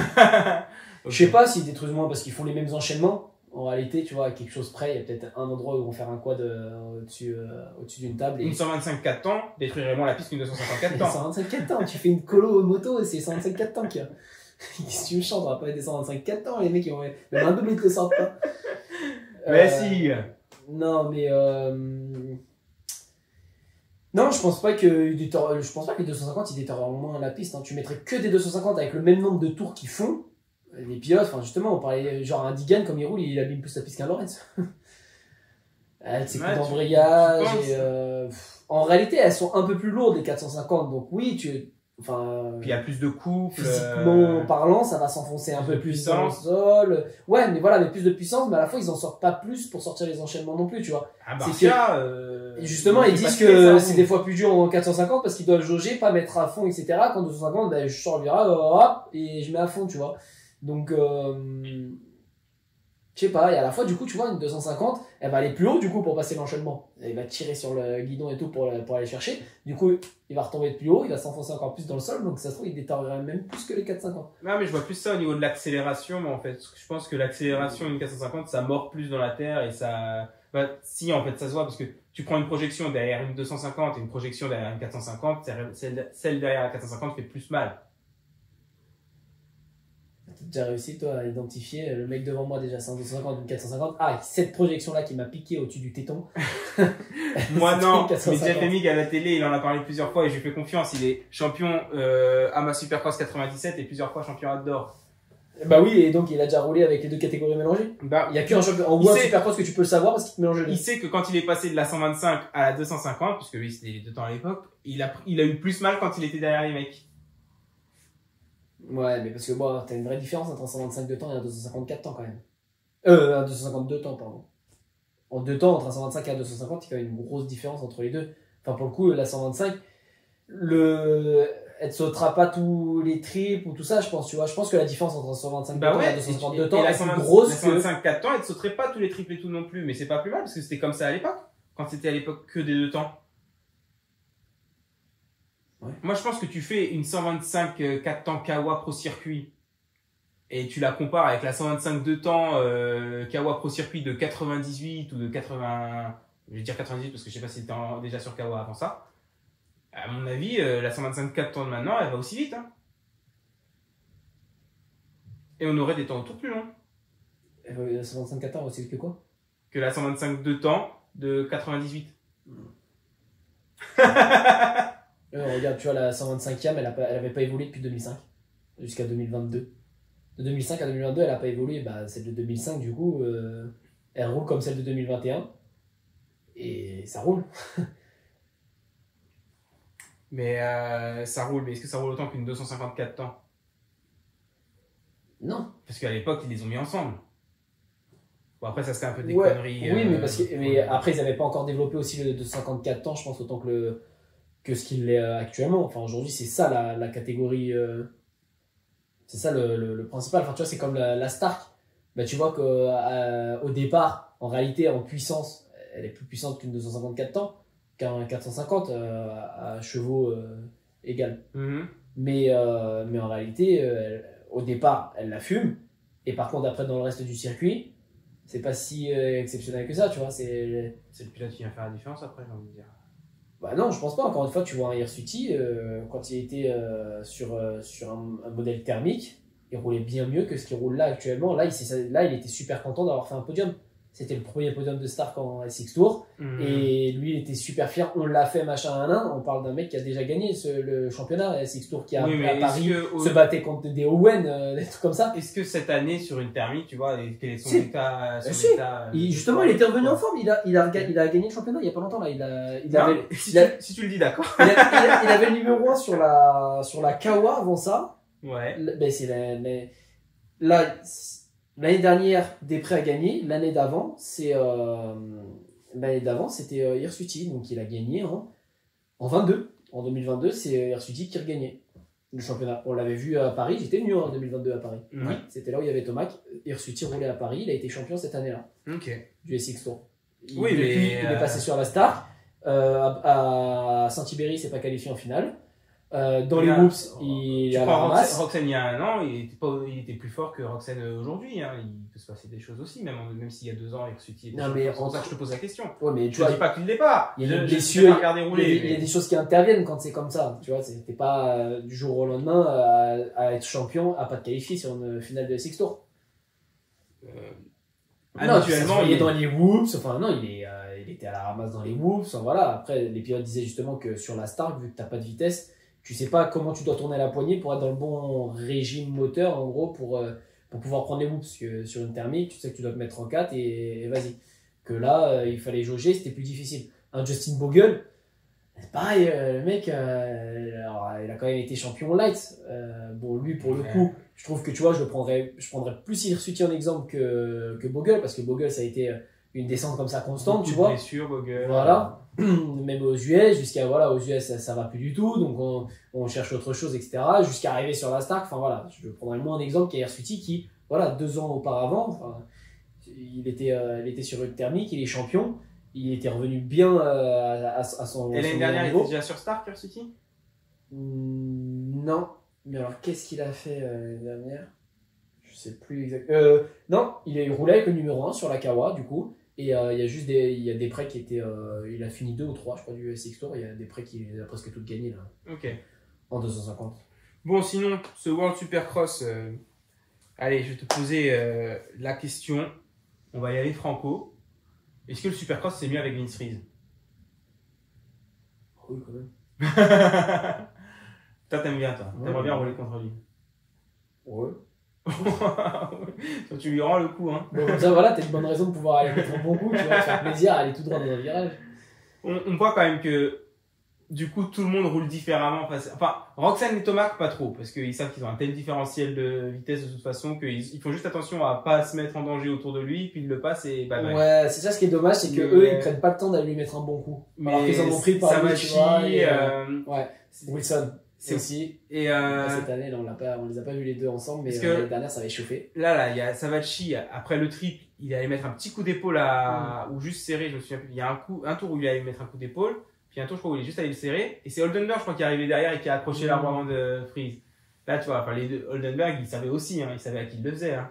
Et ouais, je sais pas, mais il a rien fait de moche, voilà, lui pour le coup, il est juste passé ouais. devant et il était l'autre en galère et tout là parce qu'il s'était fait serrer. Donc, je sais pas si Oldenburg, tu vois, c'était volontaire d'aller lui parce qu'il est pas monté très haut dans le virage, il s'était positionné devant et l'autre il était à bout de bras, la moto est tombée, tu vois. Mais Savachi, oui, on voyait bien, hop, il était là, il va monter dessus. Enfin, ouais, c'est non, ouais, ça fait plaisir. Savachi depuis Abu Dhabi l'année dernière. Hein, ah ouais, et Wilson pareil, contre Freeze, c'est et du coup, quand j'ai vu après, Savachi était passé, à un moment donné, c'est Wilson, je crois, qui revenait sur lui. J'ai dit, allez, vas-y, Wilson, à ton tour et tout. Ah ouais. Mais je crois que Wilson, il a pas réussi à l'avoir. Et tu vois, c'est pervers un peu, parce que tu dis que le Supercross c'est mieux avec Vince Freeze, mais c'est juste parce que tu veux le voir se faire taper. Non, pas taper comme, comme l'avait fait Pike une année, là. Non, en 2018, c'était? Non, je crois. Oh non, plus vieux que ça. Je sais plus en quelle année. Non, c'était en 2016. Ah ouais, encore. C'est l'année où Stewart il s'est fait mettre KO par Dungey. Bah, enfin bon, mais non, mais voilà, que sur la piste, du coup, ça aille se serrer, tu vois. Moi, j'aime quand ça roule comme ça, comme Digan avait fait aussi avec Smith, tu vois. Donc, il y en a un qui tombe sur l'autre, tu vois. Mais de serrer, de regarder où t'es, hop, de venir te bloquer comme ça. Et tu vois, pourtant, il n'y avait pas eu trop de coups non plus entre Digan et Smith. C'est juste, ça s'arrêtait dans le virage, carrément tout. Ça s'était touché un peu quand même avant que Smith aille tout droit dans le virage, essayer de le mettre dehors. Mais du coup, ouais, non, ce pilotage-là, moi j'aime bien quand ça se serre comme ça. Et puis, je sais plus, c'est le premier tour c'est la première manche, les deux premiers tours de la première manche, où justement Tomac double Roxen redouble Tomac en même temps qu'il essaie de doubler Freeze. C'était un peu un retournement de situation sans cesse dans chaque virage. C'était stylé, quoi. T'étais là, tu savais pas trop où donner de la tête, et on avait tout sur le même plan pour le coup, donc c'était cool. Bah, moi, comme j'ai dit tout à l'heure, Freeze il me fait un peu peur. Ouais, fermer la porte sur les enchaînements, c'est divertissant, mais quand c'est mon pilote préféré qui est derrière lui, j'ai un peu peur. Et après, moi, pour le coup, enfin, non, en vrai, tu vois, quand il fait des conneries, Freeze et tout, ça m'énerve. Donc, voir les Savachi aller lui mettre un bon taquet et tout, ça, je suis, tu vois, ouais. Parce que, franchement, c'est comme à l'époque où Prado, il faisait un peu pareil, tu vois. Il sautait en travers pour bloquer des portes et tout, ça me gavait. C'est franchement jusqu'au jour où il a sauté complètement en travers sur le saut d'arrivée avec Earnings là. Touch and tal. Maintenant Prado, il bat tout le monde à la régulière, il a même plus besoin de faire ça et ça c'est cool. Mais ouais non les pilotes dangereux comme ça, moi ça m'énerve. Tu vois qui du coup là pour le titre? On en avait parlé avant même la première épreuve. Tu m'avais dit Tomac. Pourcentage de chance entre tes pilotes de voir gagner le titre? Genre le camembert, tu le divises entre qui et avec quel pourcentage? Ouais, entre deux, hein, entre Tomac et Roxen en vrai quand même. Non, Savachi et Freeze, zéro chance. Non, mais Savachi par contre j'étais assez surpris parce que c'est vrai qu'il a tenu un peu le rythme quand même pendant plusieurs tours et il est pas bien parti, tu vois. J'aurais bien aimé le voir partir devant pour le coup. Devant les deux autres, parce que je pense qu'il est quand même un peu en dessous de Roxen et Tomac. J'aurais bien aimé le voir partir devant eux et de voir ce qu'il donne sur la manche, que là on l'a vu partir souvent derrière et faire des dépassements rapides quand même sur les autres, à vite être troisième et après bon voilà, et par contre il comblait pas le gap avec ceux de devant, il en perdait peut-être un petit peu même, mais ouais, ce serait intéressant de le voir partir devant à la prochaine s'il a le même rythme. Noah qui nous dit que Prado, il s'en est toujours pas remis, il le voit toujours mal. Là, bah, moi, ça va. Prado, cette année surtout, il a beaucoup monté dans mon estime. D'une, parce qu'il a défendu son titre avant de vouloir partir aux États-Unis, parce qu'il veut partir aux États-Unis et qu'il ne se contente pas de ce qu'il a. Et de trois, parce qu'il a vraiment mis tout le monde d'accord. Enfin, il a battu tout le monde à la régulière cette année. Et autant, tu vois, l'année dernière, Federer avait perdu beaucoup de points. Geyser et Erlings étaient tous les deux blessés. Et Prado avait eu juste, entre guillemets, juste à gérer son championnat en deuxième moitié, quoi. Que cette année, il a dû aller chercher des points parce que lui a fait des erreurs, notamment à Maggiora. Donc moi, c'est vrai que Prado, il a beaucoup monté dans mon estime cette année. Puis généralement, enfin moi, les pilotes européens qui partent aux États-Unis, j'aime bien. Ouais, moi je trouve qu'il a un peu trop la grosse tête quand même. Ah ouais? Ouais, je voyais ses interviews là, justement, avant la dernière épreuve, il était un peu trop serein. Mais bon, après, j'aime bien, hein, moi, Prado, justement, et puis de tenter l'expérience en 450 et tout aussi, je trouve ça tout à son honneur, donc je suis pressé de voir tout ça. Mais c'est vrai que quand je voyais les interviews, il faisait un peu le mec sûr de lui, tu vois, un peu comme un The Wolf là, avec la hype là qu'il y a, toi contre Digan, ça s'annonce comme les futurs, la prochaine rivalité. Et que le mec, quand on l'interview comme ça, ouais, bah, ce serait intéressant de venir essayer, de voir ce que ça donne, machin, hein. Genre, il est pas là en disant, la prochaine rivalité, déjà, il faudrait que je sois là pour voir. Et puis ensuite, une fois que je suis là, il y a aussi du boulot à faire. Enfin, la rivalité de Wolf-Digan, je la vois pas du tout. Hein. Je pense que le temps que De Wolf arrive et soit compétitif aux États-Unis, Digan sera en 450. Voilà. Et De Wolf, il peut essayer de monter en 450 tout de suite s'il veut, mais à mon avis, il va y avoir plus d'apprentissage que Digan d'arriver. Après, dans l'autre sens, ce serait un autre discours. Hein. Ce serait Digan qui vient en Europe, je dirais la même chose, mais dans l'autre sens. Après, c'est ce qu'il avait dit. Il avait dit, ouais, bah, ce serait intéressant d'aller se battre contre lui là-bas. Mais il aurait aussi aimé, il dit aussi que Digan vienne peut-être en Europe, tu vois, qu'il puisse un peu s'affronter dans toute, sur mes terres, en gros, sur les siennes. Il disait un peu ça, donc il tempérait un peu le discours en mode ouais, ça va être la prochaine rivalité, je sais pas trop quoi. Mais bon, voilà, je trouve qu'il fait, enfin, comme tu as dit aussi, je suis le meilleur pilote du monde en motocross à l'heure actuelle. Bon, après, forcément, hein, les absents ont toujours tort, mais bon, quand tu sais ce qui se passe de l'autre côté, non, mais moi, tu sais que ça me fume quand le mec il se fait taper dans la première manche par Konen, et c'est une fois que Konen se fait la clavette tout seul que le gars devient un meilleur MX2. Il se fait laver les fesses par Vial la veille, et il arrive à la fin de la journée, parce qu'il a gagné la catégorie MX2 aux Nations, il dit j'ai prouvé que je suis le meilleur pilote 250 actuellement. Écoute si tu veux, mais comme on avait parlé, c'est comme Ernst qui disait qu'il était le pilote le plus rapide en motocross de la planète après son titre MXGP. Noah voit Roczen du coup, malgré les événements du premier round, il voit quand même Roczen a priori champion du monde de Supercross. Il va signer où aux US? Alors Prado, c'est pas encore annoncé, mais c'est à peu près sûr que c'est Monster Energy Kawasaki. Et si tu parles de Kyle Wolf, ce sera pas pour 2025, a priori potentiellement 2026, mais alors pour l'instant il n'y a rien de signé. Mais les bruits disent que Mitch Payton de Pro Circuit, il aime beaucoup le personnage et le pilote, donc peut-être Kyle Wolf chez Pro Circuit en 2026, à surveiller.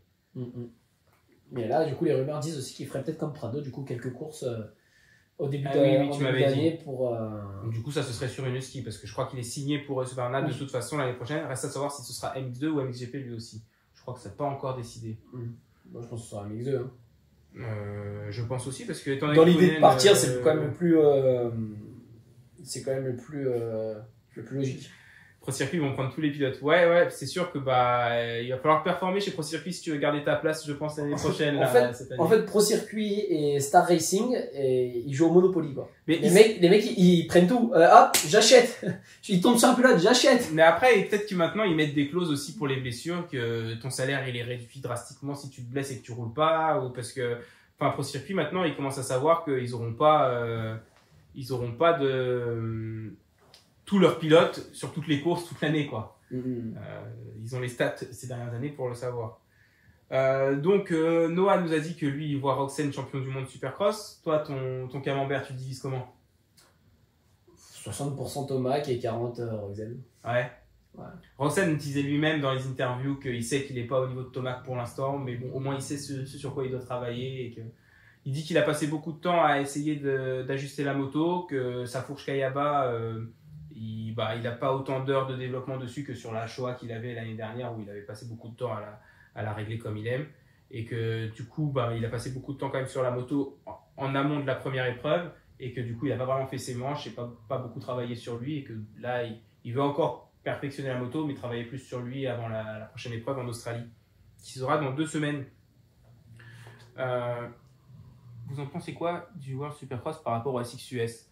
Donc brièvement pour comparer les 2 championnats, le World Supercross je les compare même pas trop. Je suis content d'avoir des courses de championnat du monde de Supercross en hiver alors que avant ça on n'avait rien entre le mois d'octobre et jusqu'en janvier.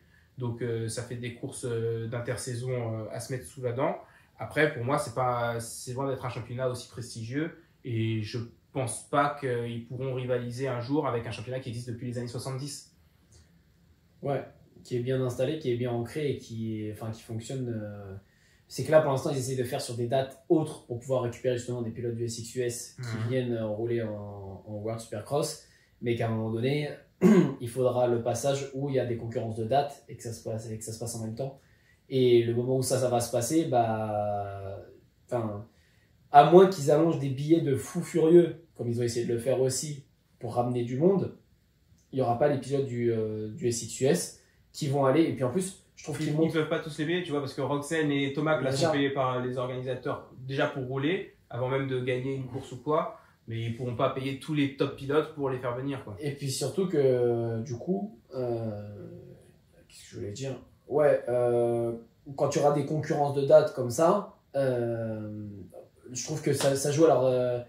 c'est un désavantage pour eux, là, le World Supercross, c'est qu'ils montrent qu'ils sont bancals aussi, quoi. C'est qu'avant ça, il y a un truc qui vient, puis finalement on revient en arrière, puis là c'est annulé, et puis hop, on a remis une date, enfin tu vois, c'est un peu bancal, et que du coup, aucun pilote aussi ne prendrait le risque peut-être de, ok, je quitte mon team là en Supercross US, mon team Factory peut-être aussi, mon team usine, pour aller dans un team qui fait le World Supercross qui me permet de le faire, tu vois, et au risque que l'année suivante, le World Supercross c'est fini.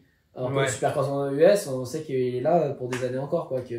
Puis le World Supercross, ils essayent de faire un truc bien où en fait ils veulent reverser une partie de l'argent généré par les droits télévisés aux teams qui gagnent le titre et donc ça c'est pour attirer les teams à venir chez eux. C'est quelque chose qu'il n'y a pas en championnat du monde de motocross et qu'il n'y a pas en championnat américain.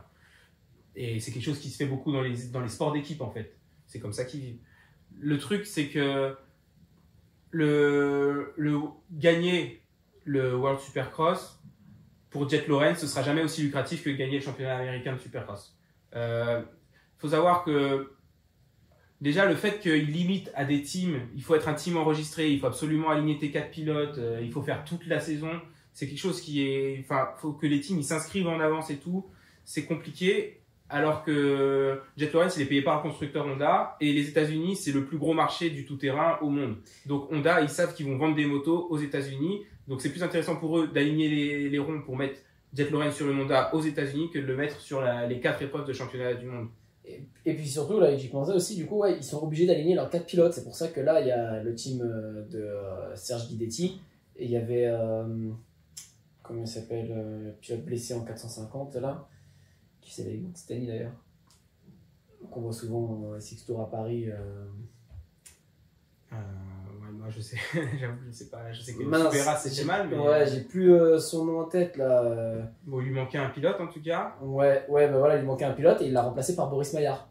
Ouais, oui, t'es obligé d'avoir un remplaçant. Voilà, je sais pas qui a... voilà, c'est pareil, genre faut le trouver. Bientôt les gars, tenez-vous prêts, à tout moment on vous appelle pour aller voler au World Supercross. Mais alors ça, c'est parce que je pense qu'il y a une aide financière aussi de la part de l'organisateur à partir du moment où tu alignes tes 4 pilotes, quoi. Sinon tu peux pas participer. Ouais, parce que j'ai vu qu'au début, du coup, ils faisaient leur présentation par team aussi, quoi. Ouais. L'équipe Bud Racing, l'équipe GSM. C'est quelque chose qui, je pense, marche moyennement pour un sport individuel comme ça. Et ça fait que tu te retrouves avec des structures qui ont moins de fonds, de budget que. Honda, c'est un grand groupe, Yamaha, c'est un grand groupe, Kawasaki aussi, et KTM, on n'en parle même pas. Et ils vont cibler leur marché, en fait, leur but, ça reste de vendre des motos. Et tu vois, tu peux aller faire un supercross à Abu Dhabi. C'est bien parce que je pense que Abu Dhabi doit payer le World Supercross pour accueillir une course, ça fait pour leur tourisme et tout, c'est bien. Mais t'es Honda, tu sais que tu vas pas aller vendre des 450 CRFR à Abu Dhabi. Et aux Émirats Arabes, il n'y a pas ou presque pas de terrain, il n'y a pas de marché là-bas pour le tout-terrain. Donc, c'est pour toutes ces raisons que je pense que le championnat de World Supercross, il a le mérite d'exister et il permet à de bons pilotes de gagner leur vie, mais qui ne pourraient pas percer aux États-Unis forcément. Ça permet de faire voir des courses de Supercross dans d'autres pays et de voir Tomac et Roxane rouler. Donc là, par exemple, en Australie, au Canada et dans les Émirats. Mais au-delà de ça, je pense que par rapport au championnat US, à mon avis, le championnat du monde ne pourra jamais vraiment rivaliser. On va parler un tout petit peu Supercross de Paris, parce qu'on ne va pas faire de podcast avant d'y aller. Ça fait beaucoup de temps qu'on y va, toi et moi, au Supercross de Paris. Notre premier, c'était en 2005, avec Seb Tortelli et Andrew Short. Je ne sais pas si tu te rappelles. Tortelli qui nous fait une petite glissade la finale du dimanche, alors qu'il revenait sur Andrew Short. C'était chaud à 2-3 tours de la fin. Là, il nous fait la petite glissade. On a vu 3 stades, parce qu'on a tous les deux fait Bercy, Lille et maintenant Paris La Défense Arena. On a vu plein de formats de courses différents. On se rappelle de l'époque où ça commençait avec une finale de championnat français Six Tours, puis on avait les qualifs, repêchage final. Ensuite, on a eu l'époque où ça faisait une manche de 12 tours en début de soirée, des courses à l'américaine et une finale de 15 tours en fin de soirée. On avait la Super Pole aussi qui s'est intégrée à tout ça. Maintenant, on a ce format un peu Triple Crown avec les 2 sprints et la dernière manche qui est plus longue. De tout ce qu'on a déjà vécu, toi, qu'est-ce que tu trouves marche le mieux? Quel stade tu préfères? Quel format des courses tu préfères? Bon, déjà, le format de course, j'avoue que j'ai l'impression qu'il change un peu tous les ans. Moi, j'ai jamais réussi à retenir. Tu vois, tu m'aurais demandé ce qu'on allait avoir là comme format de course. Tu aurais pu me dire c'est le même que l'année dernière. C'est le même que l'année dernière. Ouais, bah voilà. C'est le même que l'année d'avant. On va dire de sprint et une finale. Et pour revenir à ce qu'on disait en début de soirée, tu vois, moi personnellement, je trouve que ce format qu'on a actuellement au Supercross de Paris, c'est le meilleur que j'ai vu. T'as les top pilotes, tu vois à chaque fois que entre guillemets les top pilotes. Et ensemble tout le temps, ils sont pas divisés en qualifs parce que on n'a pas un plateau US, on n'a pas 40 pilotes calibre US, donc ne pas les diviser, je trouve que c'est bien. Et en même temps, tu vois, la course courte, mais pas trop du sprint, moi ça me plaît beaucoup à Paris, et elles sont espacées, par contre pas de juste 5 minutes. Enfin, moi personnellement, je trouve que ce format qu'on a actuellement, c'est le meilleur. Bah c'est ça, parce que comme moi je t'ai dit, moi j'aime bien quand il y a plusieurs départs, et ce qui est intéressant, c'est vu qu'elles marquent toutes des points, du coup, pour le titre de King of Bercy. Ouais.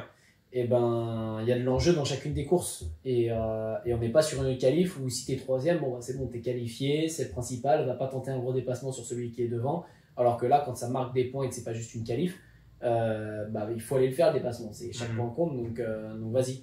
Donc moi ça je trouve ça plus intéressant, et après oui, que ce soit espacé entre après je trouve toujours que ça passe super vite, mais bon ça je pense que c'est chaque course, à chaque fois qu'on y est, ça passe quand même super vite. J'ai l'impression qu'on les voit pas énormément non plus évoluer sur la piste. Je trouve à chaque fois le premier sprint 250 puis le premier sprint 450, je me dis c'est des sprints mais la course est pas trop courte, ça va, et il nous en reste encore 4 à voir, c'est trop cool. Puis quand tu arrives après les 2 deuxièmes manches, il nous en reste plus qu'une de chaque catégorie, c'est déjà fini. C'est la dernière quoi.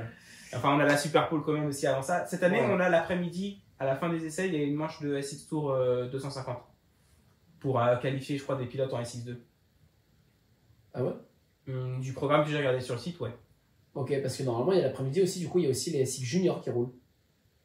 Cette année? Ouais. Alors peut-être que je confonds que c'est des SX Juniors et pas du SX2. Parce que du coup, je pense qu'on va pas avoir que 2 déco MGT au Supercross de Paris, mais une 3ème en SX Junior, les gars. Ah là là. Moi aussi, qui a été qualifié justement parce qu'il est dans les 3 premiers. Tu veux nous teaser un petit peu, on fait quelque chose du côté des décos chez MGT Design pour le Supercross de Paris? Bah écoute, là on est combien sur le live? On est 4. Parmi les 4 les gars, on est 6, hein, je suis là toi et moi. Ouais. Il y en a qui ont peut-être été présents sur les lives. On a fait un live au sujet du SX de Paris, sur les décos du SX de Paris. Donc si jamais il y en a qui étaient là parmi les 4 qui sont spectateurs, si vous étiez là pendant le live sur la déco du SX de Paris, peut-être vous pouvez mettre un petit commentaire si vous vous souvenez de si on a fait un truc particulier ou pas, parce qu'effectivement, on peut déjà l'annoncer, les gars, on a fait un truc particulier pour le SX de Paris. Il y aura une déco exprès pour le SX de Paris. Donc voilà, je vais pas teaser plus que ça, les gars. Après, je vous inviterai juste à regarder le SX de Paris depuis votre canapé ou sur place, à prendre un max de vidéos. Les gars, vous identifiez MGT Design sur Insta. On publiera à tout le monde parce que c'est quand même assez exceptionnel. Je pense que c'est pas tout Toutes les entreprises de kit déco qui peuvent avoir leur déco qui apparaissent au SX de Paris, puisque les top pilotes, Dylan Ferrandis, Jed Lawrence, etc., ils sont dans leur team, qui sont avec leur sponsor kit déco, etc., souvent des US du coup. Donc eux ont leur déco habituelle. Par contre, voilà, sur le plateau, il n'y a pas énormément d'entreprises de kit déco qui peuvent avoir leur déco dessus, donc ça va être assez exceptionnel. Ça va pas arriver tous les ans, donc va falloir en profiter. La déco était incroyable, vraiment à l'image du drapeau français de Paris. Et voilà, c'est le prénom Paoletti qui était là sur le live, effectivement, aux couleurs de Paris, de la France, avec plein de petits emblèmes, plein de petites touches comme ça qui rappellent Paris et la France. Voilà. Sinon, on a Constantin qui nous salue. Salut à toi, Constantin. Bienvenue sur ce podcast du Brap Show. Et Léo qui répondait à Noah, le World Supercross, pour lui, c'est bidon. Comme ça a le mérite d'être clair. Écoute, Léo, tu as tout à fait le droit de le penser. Bon, c'est vrai que bidon, j'irai pas jusque là, mais c'est pas non plus le SXUS, quoi. Donc ouais, SX de Paris, format des courses préférées, tu sais pas trop quoi. Si t'aimes bien celui-ci. Ouais, celui-là j'aime bien qu'il y ait de l'enjeu sur chacune des courses et puis de voir tous les pilotes aussi à chaque fois sur chacune des courses. C'est que tu vois pas apparaître Jack Lawrence que 2 fois sur une qualif et une finale et basta. Et la Superpole à la limite une 3e fois. Donc ça ouais j'aime bien. Ça, je trouve que le fait d'avoir 2 sprints avant une finale plus longue, ça a quand même ce côté un petit peu où tu sais quand t'avais les 2 qualifs, ils sont distillés et ça fait un peu monter la sauce, quoi, monter la pression. Et t'as quand même un petit peu ce ressenti, je trouve, du fait d'avoir, au début, c'est un sprint, c'est pas trop long. Après, c'est un deuxième sprint, il est toujours pas trop long. Et après, là, t'as vraiment la finale où tu peux plus récupérer d'un mauvais départ et tout ça, même si, Jet, lui, il en prend pas, mais je trouve que ça a quand même un petit peu ce côté où on te saupoudre au début et on t'en rajoute de plus en plus, quoi. Donc, ouais, le format des courses, non, j'aime bien, là, ce qu'il y a actuellement. Après, le stade, c'était quand même incroyable à Bercy. Je pense que le fait que ce soit plus petit, plus serré comme ça, on était vraiment les spectateurs au-dessus de la piste, quoi, en fait, à proximité des pilotes. Et puis je pense que même pour les pilotes à rouler, justement, t'avais l'impression de les avoir dans tes oreilles, de pas avoir de casque, quoi. Mais à la fois pour la piste, on a quand même une plus belle piste depuis qu'on est dans un stade plus grand, donc qui se rapproche un peu plus de celle des US et qui est un peu plus cool à voir rouler. Ouais, donc je suis assez partagé. Pour l'ambiance, je pense le Bercy. Pour le format de la piste, là, la U Arena, c'est quand même stylé. Et Pierre Mauroy disait trop froid. Ouais. Je me rappelle l'année où on y allait ensemble, j'avais mis des sopalins du papier toilette. On est allé aux toilettes du stade et il pleuvait en plus tout le temps au Supercross de Lille. Les chaussures trempées, froid aux pieds, j'avais mis du papier toilette dans les chaussures pour éponger, quoi. Ouais, d'accord avec toi que le stade, l'ambiance au Supercross de Bercy sur 3 soirs et tout, c'était vraiment quelque chose. Au niveau de la aussi, à Bercy, c'est vrai que ce côté à chaque fois ils partent dans les coursives, tu vois mais parfois il y a un dépassement dans les coursives et du coup c'est le pilote favori qui ressort et là quand le pilote favori il ressort premier, c'est vrai que la foule et tout c'était, ou même pendant la Superpole, je me souviens quand ça partait, t'as le stade, il y a un peu moins de bruit et puis dès que ça revient à la avec les pimpins, vous êtes là et tout. C'est surtout ça aussi l'époque, les tronçonneuses. On a eu des tronçonneuses à l'intérieur du Supercross de Bercy, quoi, à l'époque. Maintenant tu vas même à Bercy, c'est interdit, que ce soit tronçonneuse ou même juste le klaxon, la corne brume. C'est pareil pour le stade Paris La Défense Arena, on n'a plus le droit, c'est dommage tous ces trucs-là, on n'a plus le droit des trucs qui font du bruit, il faut juste crier, quoi. Et donc je trouve que mine de rien, quand on a un pilote français devant, les années Musquin, les années Ferrandis, ou même Roxen en 2022, quand Roxen était devant, le public était quand même bien bruyant, je trouve, à Paris La Défense Arena. Ça va, mais c'est vrai que oui, on n'a plus les pimpins, comme tu dis, c'est dommage. Au niveau de la piste, le Supercross de Bercy, je crois que les contraintes de sécurité devenaient de plus en plus dures aussi avant qu'ils fassent les travaux. Parce que je sais que ils avaient tous les ans, ils mettaient les whoops collés au mur parce qu'ils n'avaient pas le droit de faire des gros sauts le long des tribunes. Donc je pense que avec l'air du temps, de toute façon, on a atterri maintenant au meilleur endroit possible pour faire ce Supercross. Ouais, mais c'est vrai que je me souviens quand même les anciennes années à Bercy, là, où il y avait quand même des gros sauts à l'époque de Villemain, ça sautait haut, là, à l'époque des 2 temps et tout, ça sautait grave haut. et que c'était juste à côté des tribunes en vrai. Fallait pas prendre une ornière de côté. Bon, il n'y avait pas trop d'ornières à cette époque-là, mais fallait pas sauter de travers, quoi, se rater. Et tu peux vraiment atterrir dans le gradin, quoi, une moto dans le gradin. Quoi. Ils allaient vraiment au-dessus. Après, ils allaient pas énormément au-dessus non plus dans les tribunes, mais oui, c'est vrai que ça allait quand même très haut et que il aurait pu y avoir des catastrophes. Mais après, tu te dis quand même quand ils ont fait ça combien d'années, de 84 à 2012, il me semble même 2013, à Bercy. Donc presque 30 ans. Ça fait plus de 10 ans que c'est plus à Bercy. Ah ouais. Et ouais, 2014, tu sais, c'était l'année où il y avait Tomac là, qui avait fait le petit Willy sur le Dragonback. Ouais. Après 2015, on y allait, il y avait James. 2016, dernière année. Non, 2016, on était déjà parlé à là, donc peut-être que 2013, c'était le. Oh, je me mélange là. Mais ouais, il y a eu 3 ans de Lille et ouais, ça fait déjà 10 ans que c'est plus à. C'est sûr que c'était 2015, il n'a pas roulé en 2015, Stewart. Mais si, parce que c'était 2015, c'était l'année où il était banni. Banni, sanctionné. Ouais. Et sauf que c'était suspendu, voilà. En novembre 2015, au moment des attentats en plus, et parce qu'il reprenait le championnat en 2016, même qu'il s'est cassé la cheville à Lille. Donc si, c'est sûr, ouais, c'est 2015. Et que Malcolm avait fait un front flip. Dans les groupes. Oui. Excité, hein, ce Supercross de Paris. C'est Jet qui va gagner. Moyen. En plus, concrètement, en concurrence, il n'y a que son frère, quoi. Hein. Je pense pas que Dylan soit remis au point d'aller concurrencer Jet. Et pareil pour Malcolm. Je pense pas qu'il aura progressé au point d'aller concurrencer Jet, quoi. Ouais. Et Webb, généralement, au mois de novembre, c'est pas. Il est encore en train de manger des Big Mac la veille.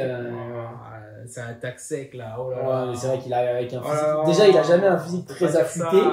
Si, à l'époque de Baker. Mais alors, quand il arrive en novembre. Oh là là. Supercross de Paris, on vous y retrouvera pour ceux qui y seront. Nous, on ira le dimanche. On va prendre les billets aujourd'hui même.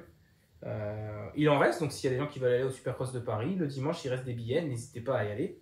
C'est toujours un beau spectacle et puis c'est l'occasion de voir Jet en vrai. Et des décos MGT. Et des décos MGT. Spécial Paris. Je voulais un petit sujet dont je te parle depuis un moment et qu'on n'a jamais vraiment mis à plat. Et il n'y a pas de bonne réponse de toute façon, mais je voudrais qu'on débatte un petit peu, qu'on classe les pilotes basés sur en fait quel pilote t'as le plus marqué, et après on va un petit peu aussi voir pourquoi, mais entre James Stewart, Chad Reed, Eli Tomac, Ryan Villopoto et Ryan Dungey. Je vais prendre ces 5 là. Lequel pour toi est un peu le meilleur pilote des 5, tu vois, alors qu'ils n'ont pas roulé ensemble et tout, mais si tu veux, tu vois, on a Jeremy McGrath, c'est le king. On a Ricky Carmichael, c'est le plus grand de tous les temps. Mais derrière ces deux-là, et donc tu vois, on arrive à les situer quand même l'un par rapport à l'autre et tout. Mais derrière ces deux-là, qui est-ce que tu mets ensuite en troisième, entre guillemets, ou dans la même conversation, entre Stewart, Reed, Dungey, Villopoto et Tomac maintenant? Je mettrais Stewart.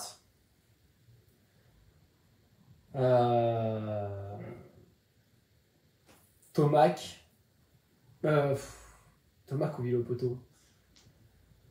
Ouais, c'est dur parce que vu qu'ils n'ont pas tous été à la même époque, c'est dur de les comparer. Dungey, de toute façon, comme lui le disait lui-même dans son interview, il a toujours dit que déjà il était en dessous de Villopoto, donc au final, statistiquement parlant, il a beaucoup de titres et tout, tu vois. Autant que Villopoto, en supercross, en motocross, il en a même plus, non? Ouais, peut-être. Ouais. Donc statistiquement parlant, voilà, il était même au-dessus de Villopoto, mais lui-même a dit que depuis qu'il est en amateur, Villopoto il avait toujours ce petit truc en plus. Et c'est vrai que je trouve que c'est ça en fait, c'est qu'il a jamais été exceptionnel, tu vois, en vitesse aussi, même dans son style, il n'y a pas trop d'agressivité, propre, voilà, à pas trop faire d'erreurs en fait. Ce qui lui a permis d'être là au bon moment et de gagner des titres, tu vois. Mais en 2017, Roxen était en furie aussi au début de saison. C'est 2017 aussi que Tomac, en fin de saison, il a eu la plaque rouge en même temps que lui. Ouais. Donc voilà, tu vois, là, c'était un peu chaud. C'était sa dernière année, d'ailleurs. C'était la dernière année. Donc là, voilà, c'était un peu chaud et c'est ce qui lui a fait se dire, bon, là, je m'arrête là, je peux pas plus, quoi. Donc ouais, lui, je pense que je le mettrais un peu en dernier, là, de ceux que t'as listés. Maintenant, entre Villopoto et Tomac, ouais, c'est dur parce qu'on n'a pas vu les deux, enfin, on les a pas vus en même temps aussi, ils ont déjà été en même temps et pendant combien d'années en réalité? Parce que Tomac, ça fait longtemps qu'il est là.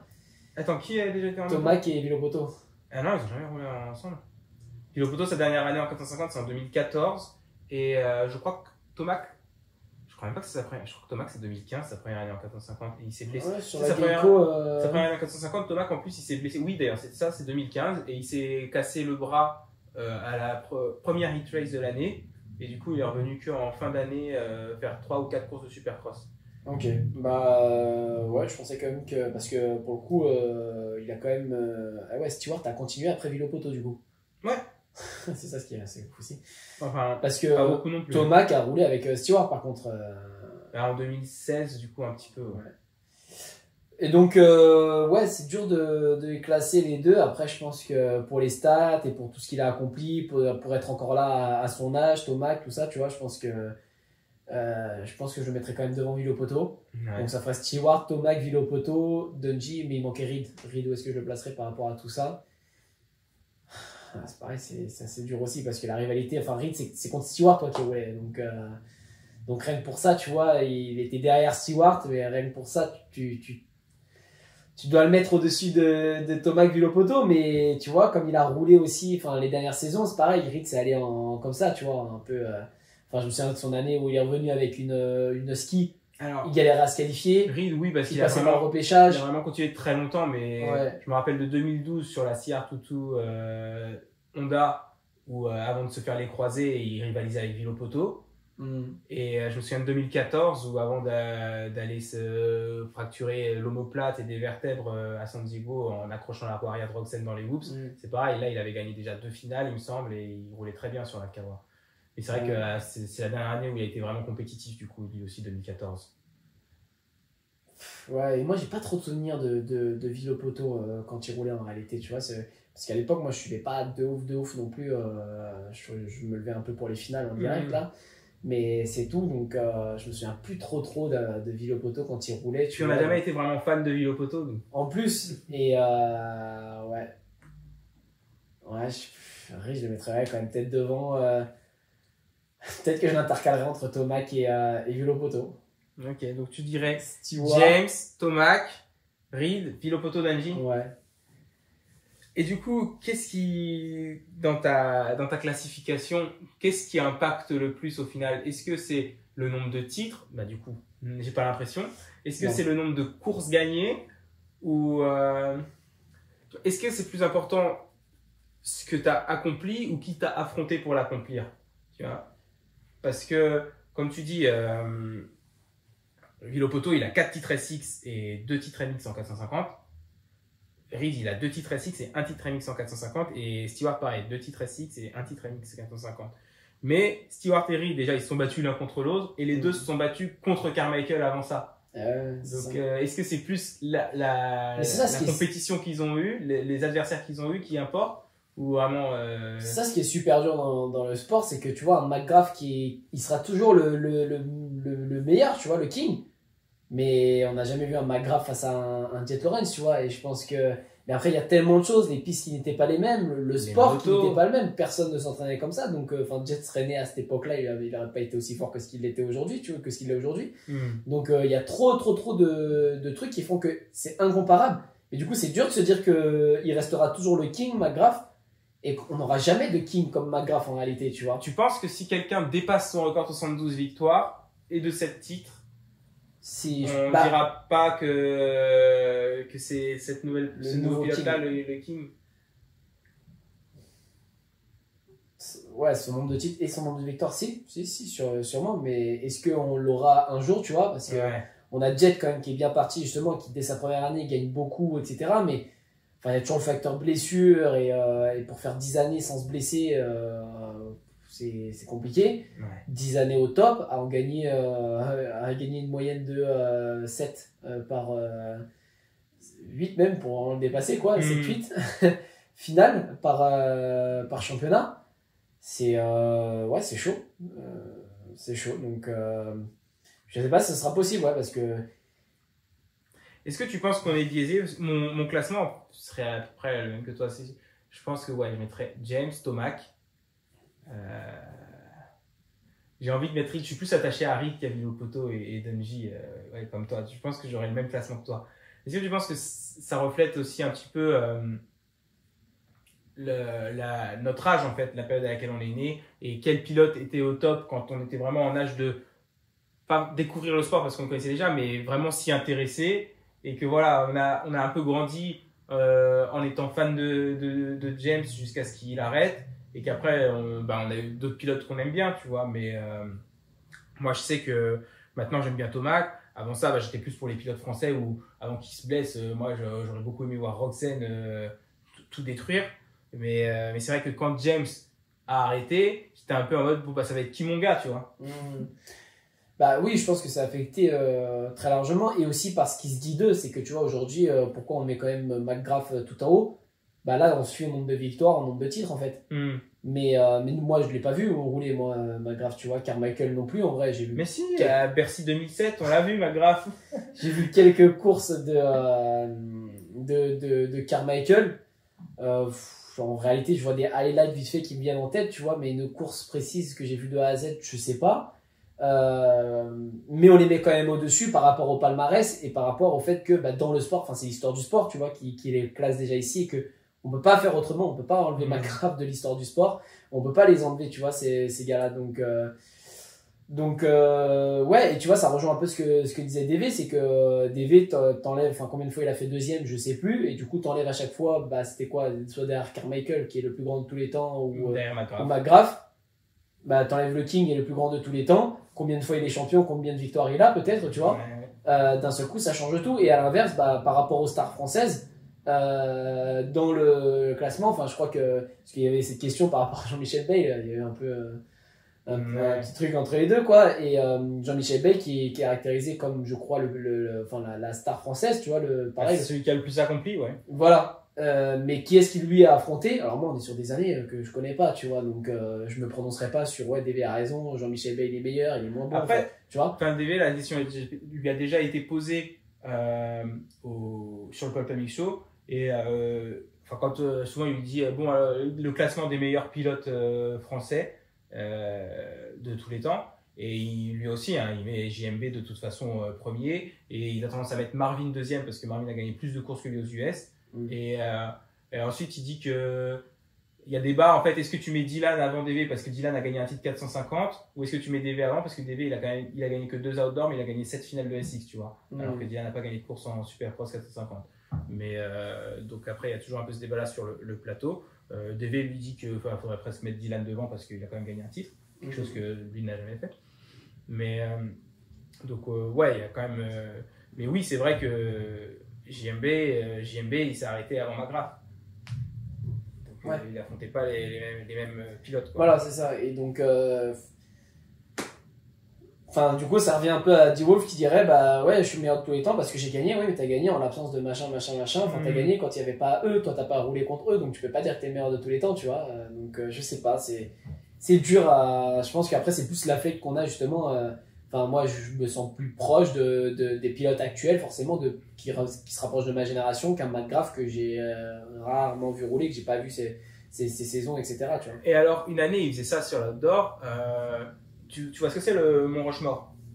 C'est la falaise aux États-Unis où il y a 4 têtes d'anciens présidents américains. Ouais. Mais donc ton Mont Rushmore du motocross supercross, les 4 pilotes, n'importe quelle période que tu mettrais, qui méritent leur place sur la falaise. Là, pour toi, tu te bases sur les trucs que tu veux. Pour toi, c'est eux qui ont leur place sur la falaise, c'est eux qui représentent le cross, quoi.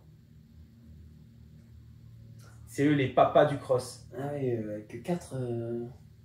C'est eux les papas, tu vois, c'est pareil. Genre, je mettrais pas un Lawrence alors que Jake Lawrence, pour moi, il a déjà marqué le sport. Et à mon avis, on va pas s'arrêter là, tu vois. Mais je pense qu'il a pas encore assez accompli pour être sur le Rushmore. Mais tu vois, c'est le King actuel en fait pour l'instant, tu vois. Et après, c'est sûr qu'il reste des trucs à accomplir, que ça s'arrêterait maintenant, ça ferait un peu comme Roxen, qui est vachement monté en puissance, qui était devenu très fort en 2017, puis après, blessure, parce que je vois Paoletti notamment qui parle de Ken Roxen. Ouais, Ken Roxen, c'est pareil, genre il a toujours été là, et encore aujourd'hui, il est encore là à se battre un peu devant, etc. Mais j'ai l'impression que son prime, il est passé, tu vois, et que là, pour l'instant, il se maintient en haut avant d'être trop âgé et que, voilà, que ce soit terminé.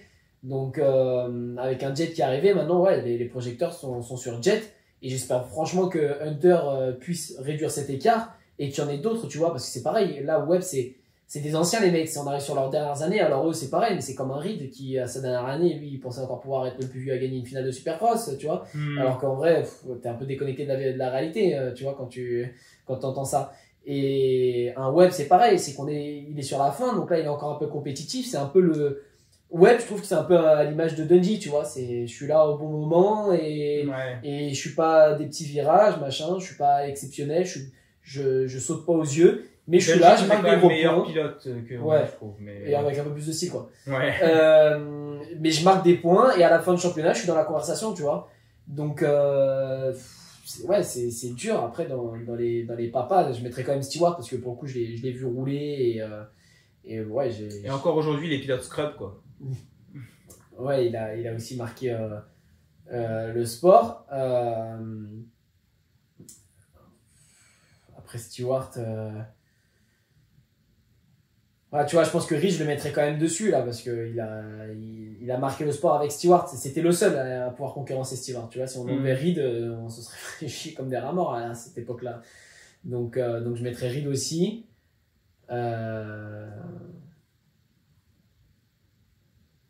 Stewart, Reed, attends, j'essaie d'en oublier aucun aussi, quoi. De manquer de respect à personne. Erlings.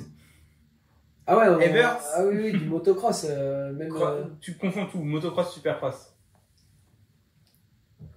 Moi, je mettrais McGrath, Carmichael, Stewart et ma dernière, en fait, c'est cette bataille entre Reed et Tomac.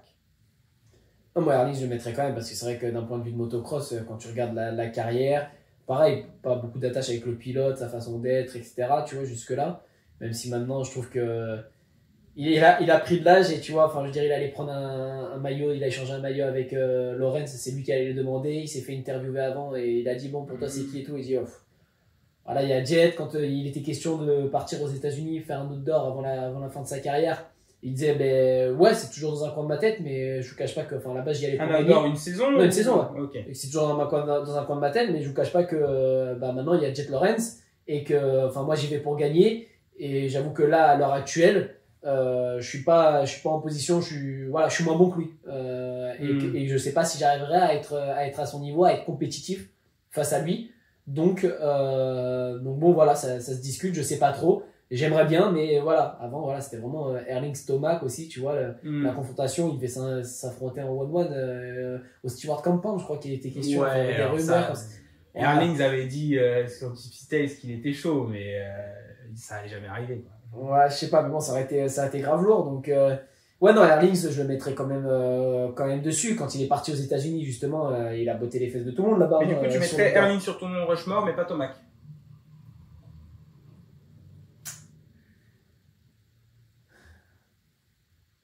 Si tu vois, je trouve que Erlings, dans son héritage, on prend un peu trop en considération ce qu'il a accompli en 250.